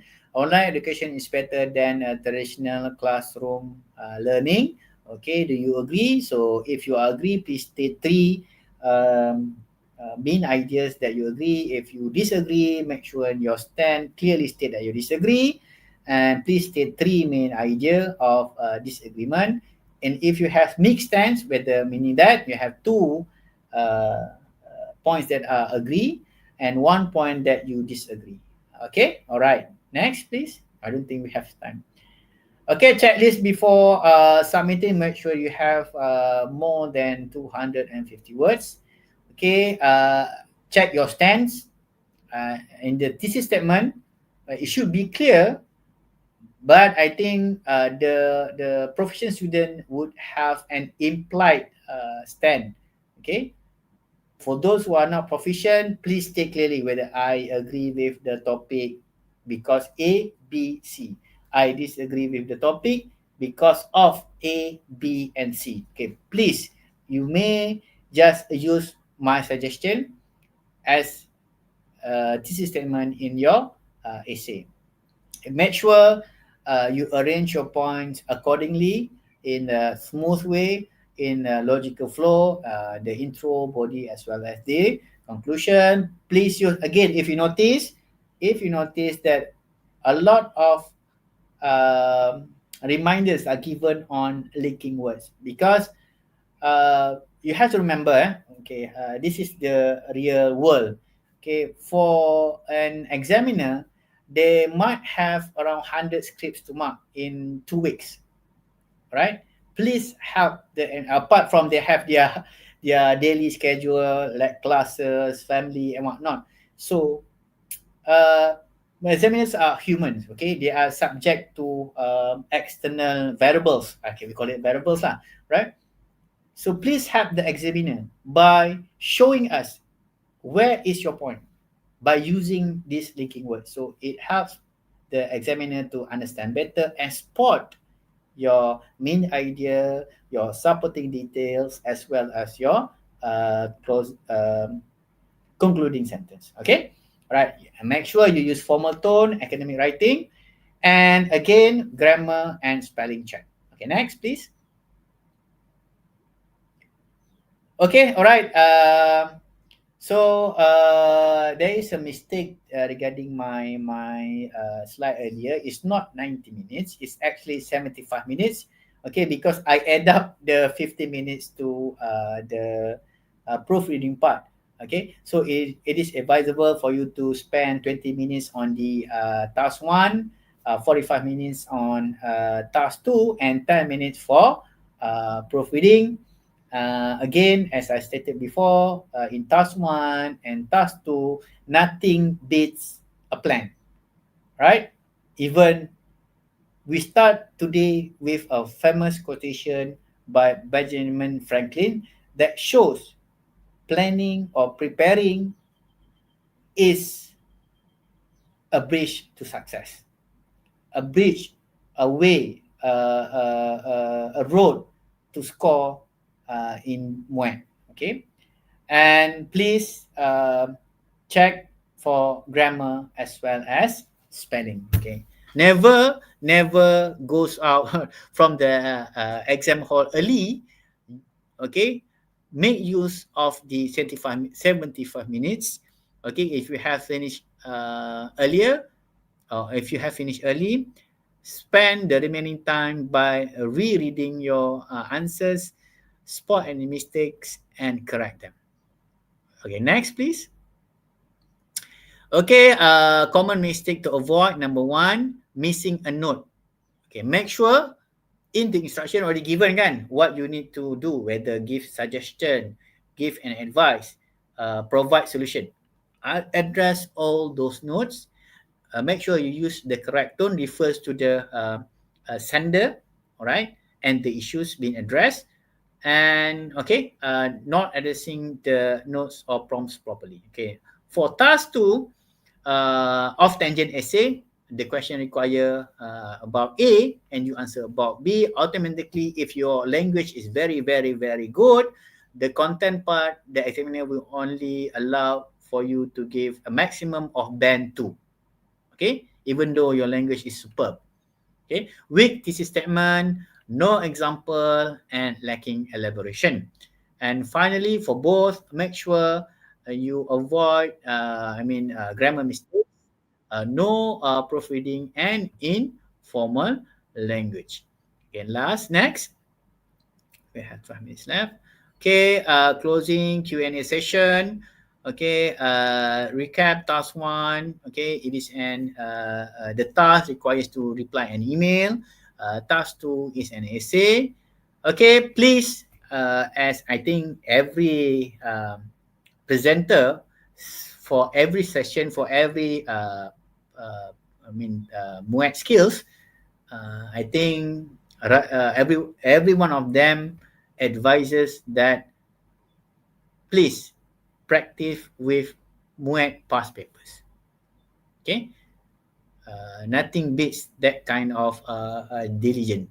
Okay, please download. You can get it from the Majlis Peperiksaan Malaysia website. They have a repository of past year question. All right, so I end with a Q&A session before we end. Is there any question? We have like 10 minutes left. Okay, Assalamualaikum. Welcome back. Tuan Haji. So thank you very much for the very enlightening presentation. So we'll go on to the question and answer session. Well, we had so many interspersed questions during your presentation. Very good, very good, very interactive. I prefer that way. How Yes, many excellent. subordinates should they have for each paragraph? Okay. All right. My advice, if one sentence per supporting details, 3 supporting details. Okay, number 1, the main idea. In the first sentence is the topic sentence. The first is you could explain about the main idea. Number 2, you give examples to the main idea. And number 3, you provide any other relevant information. So my advice should be 2 or 3. 2 is minimum, 3 is enough. Okay, thank you, Ashraf, for your question. Sir, can you share example of a proper closing statement? Closing statement of a paragraph or of an essay? This one is not clear. Okay, for conclusion, of an essay, remember the signal is in conclusion. In conclusion, and then repeat your stand. In conclusion, I disagree with the statement because A, B, C, and D. This is because blah, blah, blah, blah, blah. Okay, this is because just restate your point in body 1, 2, and 3. Okay, if you are referring to a closing sentence in the paragraph, okay, you just may state that any phrases that support your topic sentence and your main idea. Example, these, okay, maybe you have few points, right, in the body paragraph. These points really shows that examination is no longer relevant in our today's world, such as example lah. Okay, so I'm not sure whether you are referring to the conclusion paragraph or the body paragraph. So I'm giving you 2 answers. How many marks that we could possibly get if we write something out of the topic? Okay, I cannot disclose the numbers of marks because it is confidential. But for any off tangent, okay, if you write something that is out of topic, we term it as off tangent essay. Uh, for content, a maximum of band 2. Doesn't matter if your language is superb, you write like an Englishman. Doesn't matter. The content, we could only award a maximum of band 2. But for language, you can go a band higher, which is band 3. That's why a good candidate, a proficient candidate, sometimes surprised they get only band 3. Understand? Because of they write something that is out of topic. So, would you suggest our thesis statement to be general or specific? Specific. My advice is specific. Why? Okay, you have to understand like this, right? The thesis statement is a complete sentence that actually introduce the whole essay. It is what we call it the heart of the essay, because in the thesis statement you have the stand. Okay, I agree because A, B, and C. That A will later become your main idea for all topic sentence for body paragraph 1. B would be your topic sentence or main idea for body paragraph 2. C would be the reason for C will become the topic sentence or main idea for paragraph C. So it shows what? Structure. It shows planning, right? It is better if you provide that, and it is easier for the examiner. Again, as I said, that examiner are all human, accepted to external variables. Help them to find your point in the essay by clearly stating specifically stating your point, the reasons, explanation, and whatnot. Okay, better. Idioms and similes strongly encouraged. Not too much. My advice is some of the we can say proficient candidate, yes, they use idioms, similes, but not too much. Okay, not too much. Should we consist to state all the main idea in the thesis statement? Again, it is advisable. Why? If you put all the main ideas in the thesis statement, for example, point A, point B, point C. So when we move to body paragraph, we can see clearly whether you are in line with your thesis statement. We can see whether you actually writing in a structured manner. Okay. All right, but most of the candidates, sometimes the provision did not provide all the main idea in the thesis statement.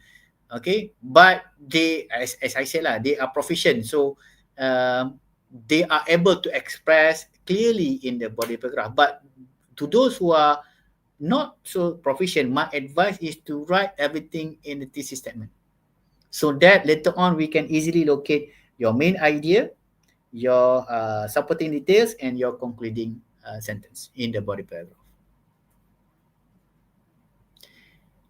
In lieu of vocab, can we recommend to use idiom or quote for the extended writing part? Yes, again, not too much. Okay, not too much. You need to be very careful.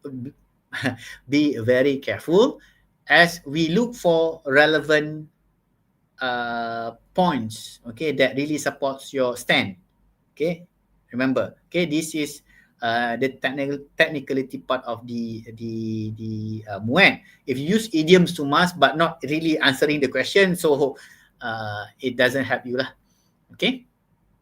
Do I really have to follow the word limit? Oftentimes my information get dumbed down a lot to the point incomplete whenever I feel my essay is too long. Okay, let me read it again. Do I really have to follow the word limit? Oftentimes my information get dumbed down a lot to the point it's incomplete whenever I feel like my essay is too long. Okay, That's why again and again in the my slides, planning is important. Okay, you need to decide which are the most relevant. Okay, I bet when you brainstorm, there are a lot of points, right? Remember, the keyword here is the most relevant supporting detail, the most relevant point of argument. No point. There is no use if you put a lot of point but lacks elaboration, right? There is no point if you have lots of ideas but no elaboration, examples and whatnot. Better you have one point that is most relevant, but you expand the point with relevant explanation, example, facts, statistic, whatever you can give. But remember, fact and statistic, we need to double check in the internet now whether it is right, whether it is true or fabricated. If we choose a discursive style, can the thesis be in 2 sentences? Yes, can. But it shows not so proficient lah, because obviously you can write the thesis statement in a complex sentence. Right? I agree to a certain extent that examination should be abolished because A and B. All right? On the other hand, okay, I also disagree because of C. So, for the topic sentence for each paragraph, it doesn't have to be 100% word by word to the one we stated in this. Yes, but yes, can, as long as it connects, or would it affect. Okay, yes, it doesn't matter. It doesn't be word for word. Okay, most proficient candidate, okay, since they are very proficient, they are not using the same word, they are using synonyms, right? Words that really have the same meaning. Yes, great. But sometimes the student try to impress the examiner by doing that, by rephrasing the points in the thesis statement and the topic sentence, but okay, the meaning is not the same between the thesis statement. And if you are not proficient, my advice is just use word for word for the topic sentence as well the thesis statement.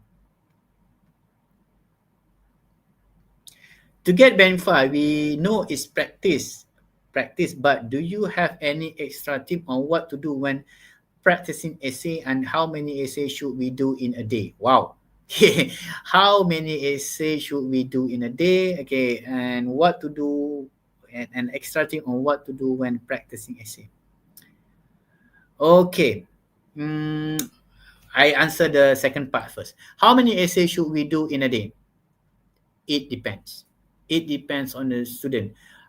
If you feel sufficient 1 a day, if you feel sufficient 2 a day, it's up to you. If you feel I'm not still at par with 10 essay per day, then you have to write 11 essay.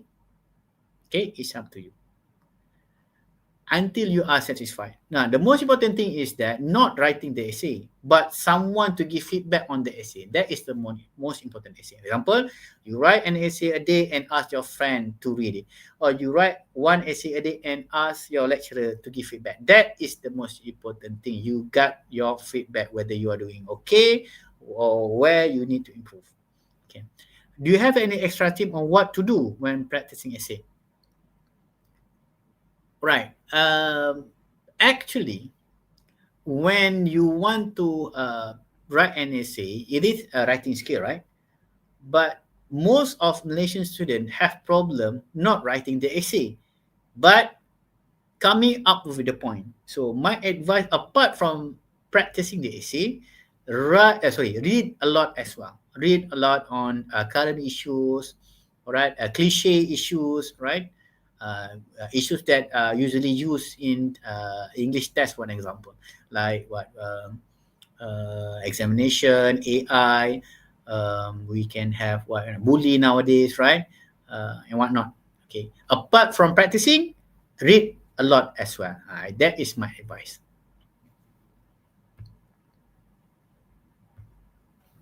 Sir, it is recommended to write any vocab for email, or do we reserve such word for the next part? Will our email look dull even with a handful of vocab?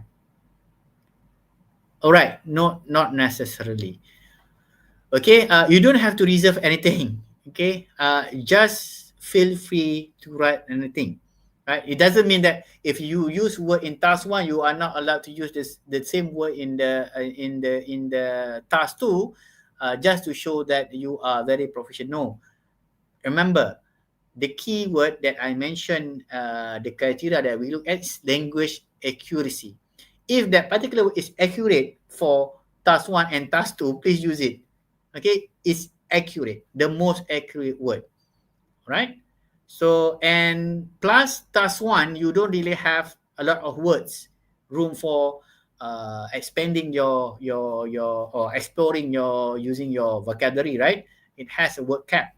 So uh, you don't need to reserve anything. Just make sure that the word that you use is accurate, even for both task 1 and task 2. Is it good if I just one opportunity but elaborate with many example? Yes, can.